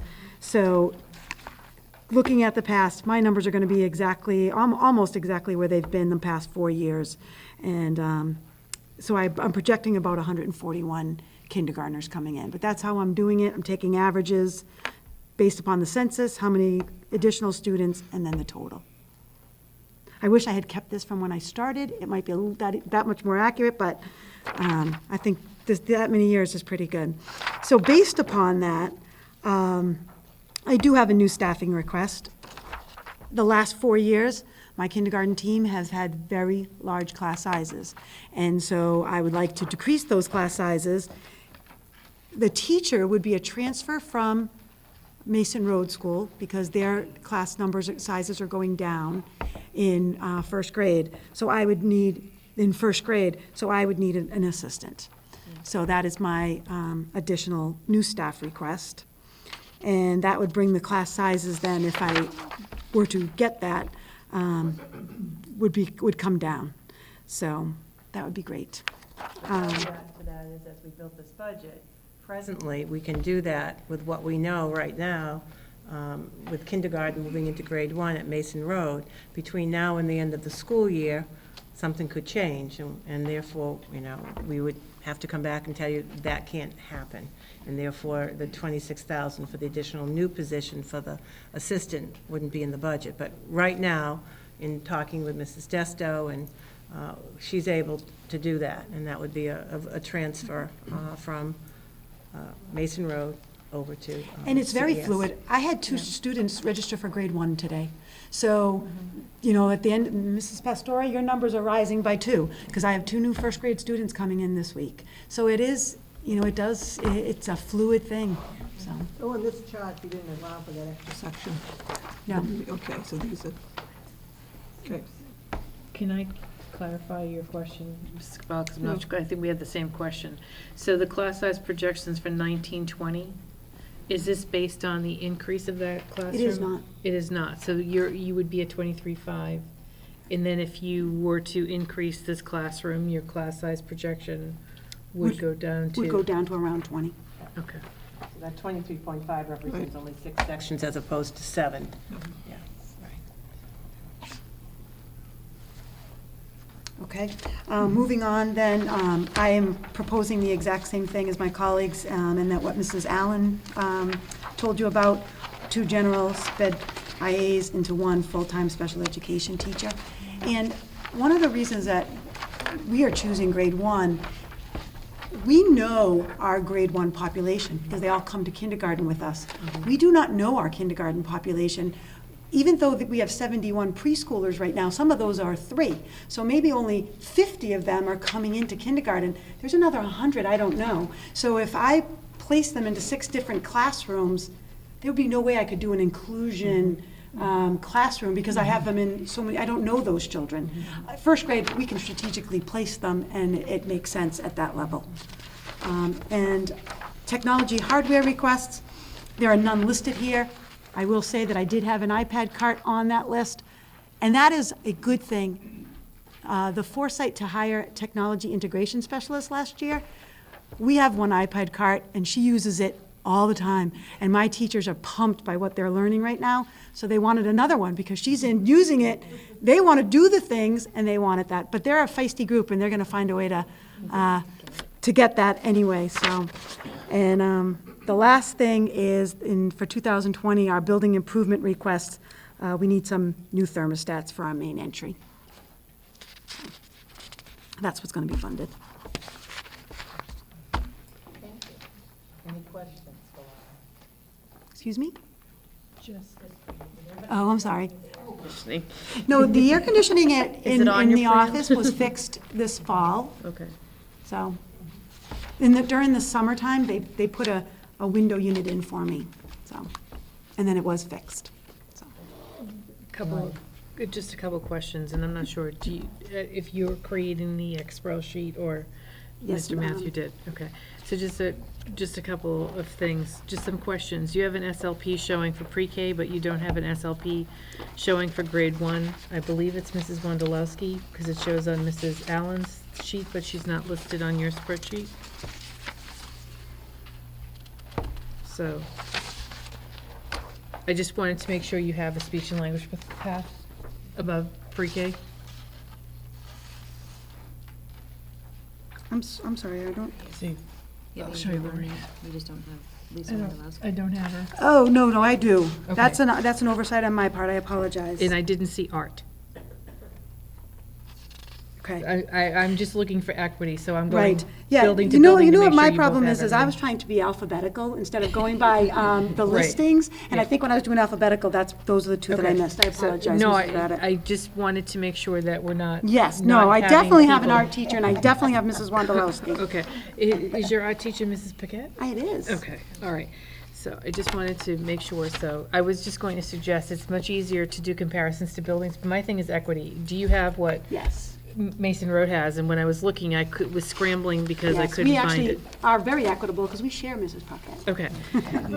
So if we want to make sure that we capture those so that we have them, but I would actually group them first by position and then do your alphabetical so that we can monitor. Yeah, see, I'm very, Yeah. I do alphabetical No, I know, and we all have everything. our pensions for how we like to see information, but I wanted to make sure that we Yes. had these people. Yes. All right, thank you. Great. Well, thank you again for having me here tonight to review the Mason Road School budget. I know at the beginning of this year, we kept coming back to you, asking for more assistance for our special ed population, which I can say with the utmost gratefulness that it really has paid off for the students that did require that level of support. We have been able to mainstream students out of our sub-separate program into some more general ed classrooms for whether it's specials or lunch or whatever it may be. So it's really been a great benefit to the students that require that level of support. So we thank you for that. I guess I'm just going to keep repeating what you've heard the past three presenters. We have a breakdown of all the staff that are currently at Mason Road on the first two pages. They are not alphabetical, but they are by grade and by job. As far as the class projections for next year, as Dr. Nash has, continually mentioned that these, this could certainly change from now until the end of the school year. When I was putting this information together, we had 3 new enrollments in kindergarten alone right after Christmas break. So, of course, we're happy to see the kids that want to come in and be part of our district, but it changes our numbers and how we look at budgeting and planning for the following year. You'll see that I did something a little bit different than Mrs. Pacheco has in her presentation, and that's how I reported the preschool. We don't have 65 students currently in our preschool, but what we have is 65 spots that are taken by some students. They might be coming 2 times, per week or 4 times per week. So there's really no projected changes in preschool or kindergarten as far as classrooms. I think the numbers that we have projected and even our current caseloads now are very manageable. And they're definitely receiving their maximum learning experiences with what services we have in place. The only thing that I would be proposing is to reduce the grade 1 sections from 6 to 5, and that is given our current kindergarten numbers and looking at how even going from last year to this year, the first grade numbers actually decreased. So hopefully, everybody will stay, or if we do get more, we may have to come back and revisit that particular proposal. But a staff member from Mason Road School would then transfer over to Mrs. Pacheco's school to help or fill that kindergarten role. So, any questions about that? Then, as everybody's been mentioning, the trading in of the special ed instructional assistants for a special ed teacher. At Mason Road School, one of the things that I've been fortunate enough is I have a very strong special ed background, so I've been able to look and really analyze and dig deep into how we're providing services, what's appropriate, what's required versus what would be beneficial too. And one of the things that I keep coming back to is our kindergarteners. Most of them, this is their first experience. So to quickly say these children require pull-out services when they haven't really had a structured kindergarten schooling, I just feel that it's really appropriate to say, we've got to get to know them. We really need to know where their strengths and their weaknesses lie, and it may be just, a 3-month transition process, getting acclimated to the routines and the expectations versus actually being a special ed need. But for the first grade, again, I feel like a lot of it is getting acclimated to the rigor. There is a little bit of an increase in expectations, independence and such, and having an additional special ed teacher rather than an instructional assistant facilitating with the classroom teachers will provide more of that differentiated instruction. You're looking at the higher achievers, the middle achievers, and then your lower level achievers.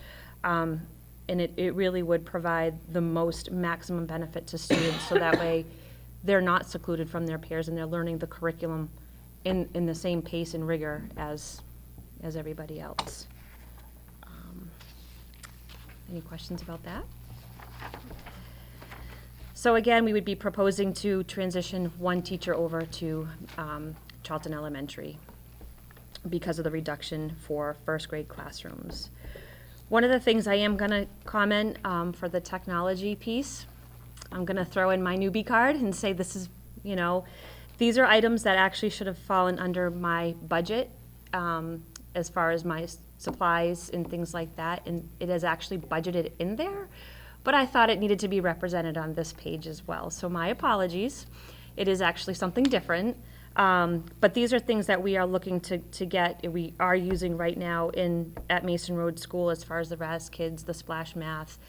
We are looking to have those, the the classroom bots for this technology, and that's under the STEM line item. So my apologies. I will clean it up and send you guys a new copy. For the building improvements, I know really one of the biggest things that I was kind of talking with Mr. Matthew about is our current intercom system. The bells don't line up.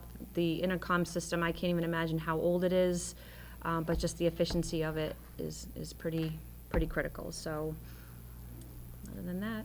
I believe it's a NASA donation from the Apollo missions. Could be. Sometimes I get electric shocks using it, so it could be. I think it's telling when you say the company is out of business. Yeah. I think that we should put that as a critical / safety. Well, because it's definitely being isn't addressed, it's critical, in the yep. budget. Okay. We've accounted for it because of that very reason, but. Can I ask a question? Oh, yeah. One question I have is about you replacing the carpet. Is any of the like, we don't have any mold issues in any of the carpets we do now, not. right? Nope.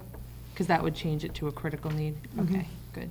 And then, another thing, what is ESGI in you have 5 users for ESGI?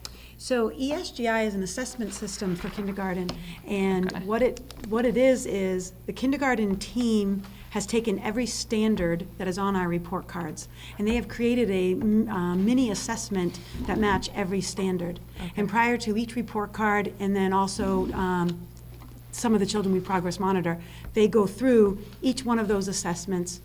They are able to print out when they have parent-teacher conferences, what the children know of the standard, what they don't know of the standard. They're able to give it to the parents, and they're able to use it for the report cards. So that would be something new I'm asking to put in under one of my supply items, because I think that kind of a tool is important for progress monitoring, and especially where it aligns with the curriculum. So I had Mrs. Desto come over and look at it. It's something that Charlton Elementary has used that Mason Road has not, and we've created all of the assessments already, so it's easy they would transfer. they would just be able to transfer right over, and then her team would be able to use them. Okay. Chair, question. When we toured prior to school, you had space issues at Mason Road. If you were eliminating a classroom here, Yep. how does that impact your building space? That will give us some more, so. Not a lot. Not a lot, it will not, but we will be able to take, so currently we have 4 service providers all taking up one classroom in different areas of the classroom. So our 2 speech and language pathologists, we have the occupational therapist and the physical therapist. So we'd be able to break them apart. We can give our music teacher and art teacher are in a smaller classroom, so they could be moved over to the bigger classroom. It definitely will give more space and some more just flexibility when we're providing services. Classroom-wise, the classrooms, special ed teachers have good spots, good space. The classrooms, all classrooms are appropriate sizing for the classes. There's no small class. But yeah, it's a small building, and if we do keep growing, I mean, that's gonna have to be a whole nother discussion, but for now, we're a happy little home. I'm sorry, I know we all want to go home. One more thing. Don't worry, you have to go into executive session. Yeah, I realize. just told her. Yeah, I know. Can we do this? We're on thought I your was Three getting budgets tomorrow night. One more thing, and it may just be for an overall discussion later, but one of my concerns is that as I got my letter that said, go register your little kindergartner, and I went through and looked at the times that I could register her, it was 7:30 to 2 on a daily basis. And my first thought is, how are we going to get any working parent to register their child? And so then that makes me nervous about enrollment numbers and projections. I can talk to this if you want, because I'm the one that raised it, kind of. Well, I can also tell you that I know and I don't know about overall, but I know that Mrs. LaFond has reserved our building for a nighttime appointments. Okay. And they've already all been taken. So I assume if she's doing it on the Charlton side, that she is doing it on the Dudley side. So I didn't know about that. And so I raised the concern because originally it was all students in Charlton, all families in Charlton would have to go to Shepherd Hill because that's the district office. And that's just because I spoke directly to her for probably almost 2 hours. She was kind enough to give me her time. And it was a long conversation, but I learned a lot. And so I found that that's just where her space is. So she's very accommodating. She has a lot of other tasks on her plate, but she's very accommodating. And when I suggested the Charlton, registration in Charlton, she said, we'll see what happens. And within 2 days, she emailed me back and said, oh my goodness, all the spots are gone. And so she's very, to me, she was very open to making those kind of arrangements. And she wasn't trying to make it harder on parents. She was trying to say, this is when I'm here, so please don't show up and have me be out for the day. And I'm the only person that can do this. And now you've gotten out of work early or come all the way to Dudley from Charlton and you don't have the ability to actually register, so. I was straightened out. All set. Thank you. Thank you.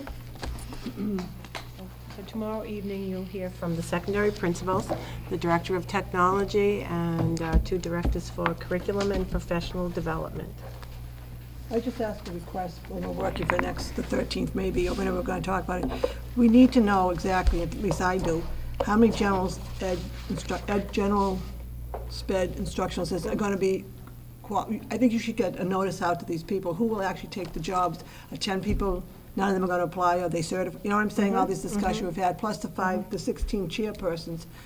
Some of those, are they interested in becoming certified or not? I think we need, because there's big differences in money, 50 versus 80,000. That's a $30,000 swing, what you put in the budget for those new sped ed. So I'd like some kind of a tally of some sort, because it's all over the place. Well, we wouldn't be able to. No, it's not in black and white, but Right, close and there's enough. something in executive session that I think may have some Okay, yeah, impact. right, Right, but okay. still. That we'll talk And about, right. before we go on into executive session, Monday, we're going to be interviewing 2 superintendents, and everyone will have 2 questions to ask of the superintendent. And we'll do the same thing as we did when we hired the interim. We'll go around the room and ask our questions. And do you have any other questions that you want to? Tracy will be sending us the booklet Monday, if I send her the names. I would that you sent. anticipate I would anticipate that she would be here, is what she did with us with the interview process that we had, is that the MASC representative waited in the lobby and then acted as the kind of the greeter, making the candidate waiting comfortable, getting them set, and then letting us know that they were here, we'll be ready, and then kind of taking through that process. So if you were communicating with her about the booklet, then I would anticipate that they would be here as part of their Right. contract. I will, and I will print out all the questions and who's asking what, and I will email them to you also, so you'll feel comfortable. They'll have the questions ahead of time. In case something happens with the booklet, we can make our own notes on our own paper. We really don't need her booklet, so don't worry about that. I will, Friday or over the weekend, email you the questions. Anything else that you would like to ask? I'm curious as to how we're consolidating feedback from site visits and Oh, how that okay. information would filter to us. I did ask Dr. Nash, and she thought this was going to be the best way to do it on February 27th, when we have our discussion. You can give us all the information on your site visits for the record. Mary did a lot of work on the references, and she can do that for us, and that will impact And our then we discussion. have any feedback sheets that were completed from the site visits here that we could, we'll aggregate and have that in a written format that we can provide, so. And she you'd have all thought that would be the information. clean way to do it instead of doing it ahead of time, right? Well, I think the only caveat in sending out ahead of time is just more of the perception that committee members have it in advance of that evening. You know, so, My fear with that is that how am I gonna be able to read somebody else's perspective of a site visit that I wasn't able, I went on two. I feel like I gained an incredible amount of knowledge on those two site visits, but I can't make the other two. And so- Generally what happens is someone who either went on the site visits does a summary of what comments were made and provides that just in a written verbatim, here's what was said, quotation marks, here's what was said, and that is handed out. It's similar to the reference checks that are called. This is what people said about the candidates. In some instances, I've seen it where it's actually the person who was responsible for that actually reads it all in the record, takes the time it takes to read out loud everything that is said about the candidate, based on either information gathered from a site visit, information gathered from site visits here, and feedback. The reason they do that is because that information isn't really public. While the public gets to see the interview themselves, they really aren't able to have gone, obviously, on any of these visits, and therefore, they don't have that other information. So I've seen some committees where they actually don't say to the person who might have been on all the site visits, please tell me your impressions. They want to actually give people, here's the written information of what was conveyed about the candidates, simply, and read it into the record. There are others that just simply go around the room to the different people who did the site visits and ask what was said, what were the positives, what were the areas of concern. Could you tell, and they go around because not everyone did the site visits. The feedback sheets that you collect typically when candidates come in are simply, here's the data, here are the positives, here are the areas of concern, and we give you that list. And we tell you how many actually responded and provided some information, so you have an idea. The reference checks the same way. I've seen where the person who conducts the reference checks simply takes each candidate, says, I spoke to, a superintendent of this candidate, this is what they said. So it's really up to the committee. The caution in getting it in advance is that you potentially have that ability to have some conversations about it. So, when it becomes a public document that evening, everyone knows you didn't get it ahead of time, that's all. And so all of that information, the audience and the public hears for the first time, and sharing that publicly gives them the total picture of the candidate, not just that picture of the candidate when he or she was interviewed publicly, that's all. So it's really up to the committee. You can do it any way you'd like. Your choice. It's just a lot of information to digest It and make is- a decision the same It night. is a lot of information, there's no question about it. That's why, when I heard that was happening in the budget, it absolutely could take could take a good chunk of time. It's one of the most important decisions that you make. Right. There's no question about it, that it will take a And we period do of have time. to have the discussion in public Yeah. that evening. We can't discuss it among ourselves. It has to be in public when we discuss hiring the superintendent. I understand that. I Yeah. just meant more to read it. Mrs. Avoy, Yes. would it be possible to consider maybe changing the start time of the meeting on the 27th to start it a little bit earlier? Because I agree with Right. Mrs. Terry, there's probably going to be a Right. lot to read and to Right. try and Oh, digest. yeah. Yep. So we could consider that. Gotta be Do here you- anyway. Yeah. So, And we can come earlier. What do you suggest the time? I would probably Oh. look to start at least at Uh, like 6 o'clock. If we've got budget, I'm sure it's not the only thing, but we've got, We're going to try to limit it to those two topics. You Okay. have to vote that evening on the budget. We're going Right. to try to get most of Just your two. questions about it Right. ironed out on the 13th, so that Yeah. on the 27th, it's going to be We more, should limit it to the Right. to Because I think topics. it's such an important discussion for you to have around the superintendent search, that you're going to spend most of that time. So that's the reason why, Well, do you want 2 hours before, an hour before? I'll come at 5. I could come at 5, that's the earliest. You can come at 5? My concern would be the potential for the public wanting to be here on the night that you're discussing the superintendent hire.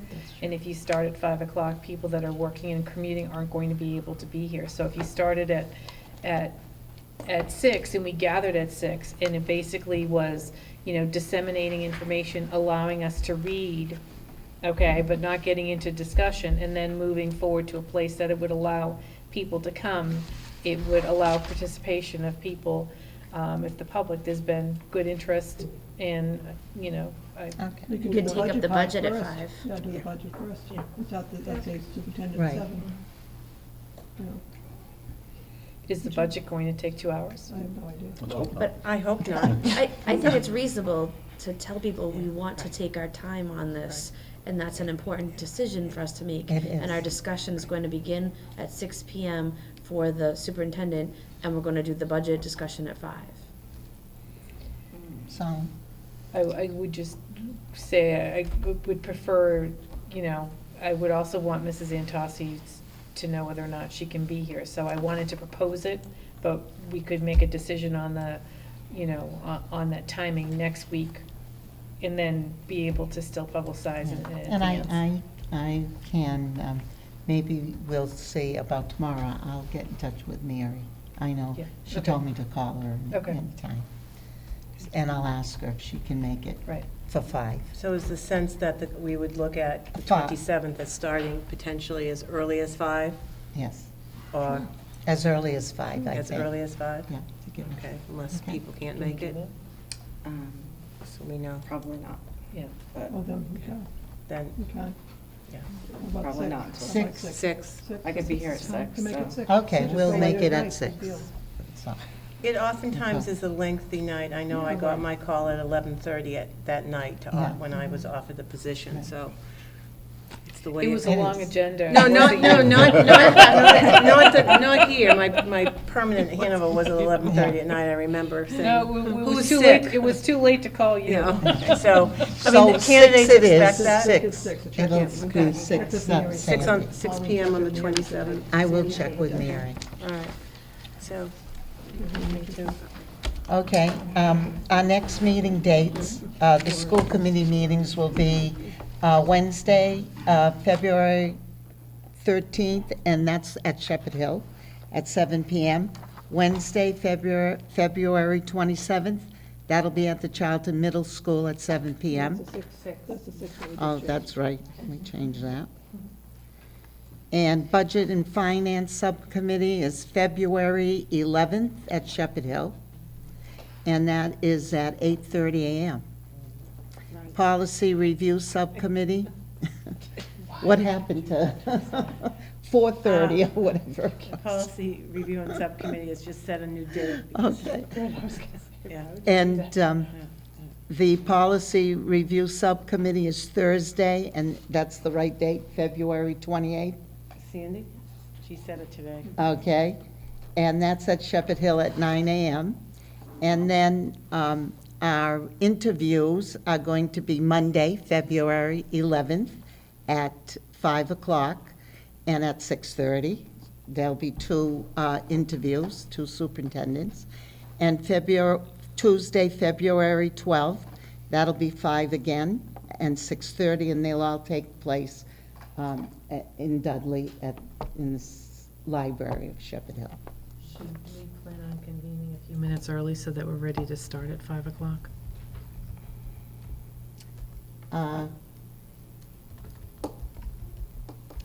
Like 10 minutes early. Or, So I would like 4:45, we could just get in, get drinks, get settled, and then convene like 5 minutes ahead of time. Just want to make sure people are here. yeah. Well, we can get together we don't necessarily have to start. We'll be in the library at 4:45. Okay? We have a negotiating one on the 28th from 4 to 6. We do? Yeah, we do. Okay. We got Yep. And I that, saw Kevin raise his eyebrows, so I know that's the case. so that's the 28th, 4 to 6, and that takes place in Dudley in the central office. Okay, at this time, we're going into executive session to conduct strategy sessions in preparation for negotiations with union personnel, or to conduct collective bargaining sessions or contract negotiations with union personnel, and we will enter into a regular session to take votes if necessary, and then to adjourn. We need to take a roll call. Can we have roll call? You need Yeah. a roll call? Yes. I am. Okay, okay. Yes. Yes. And yes.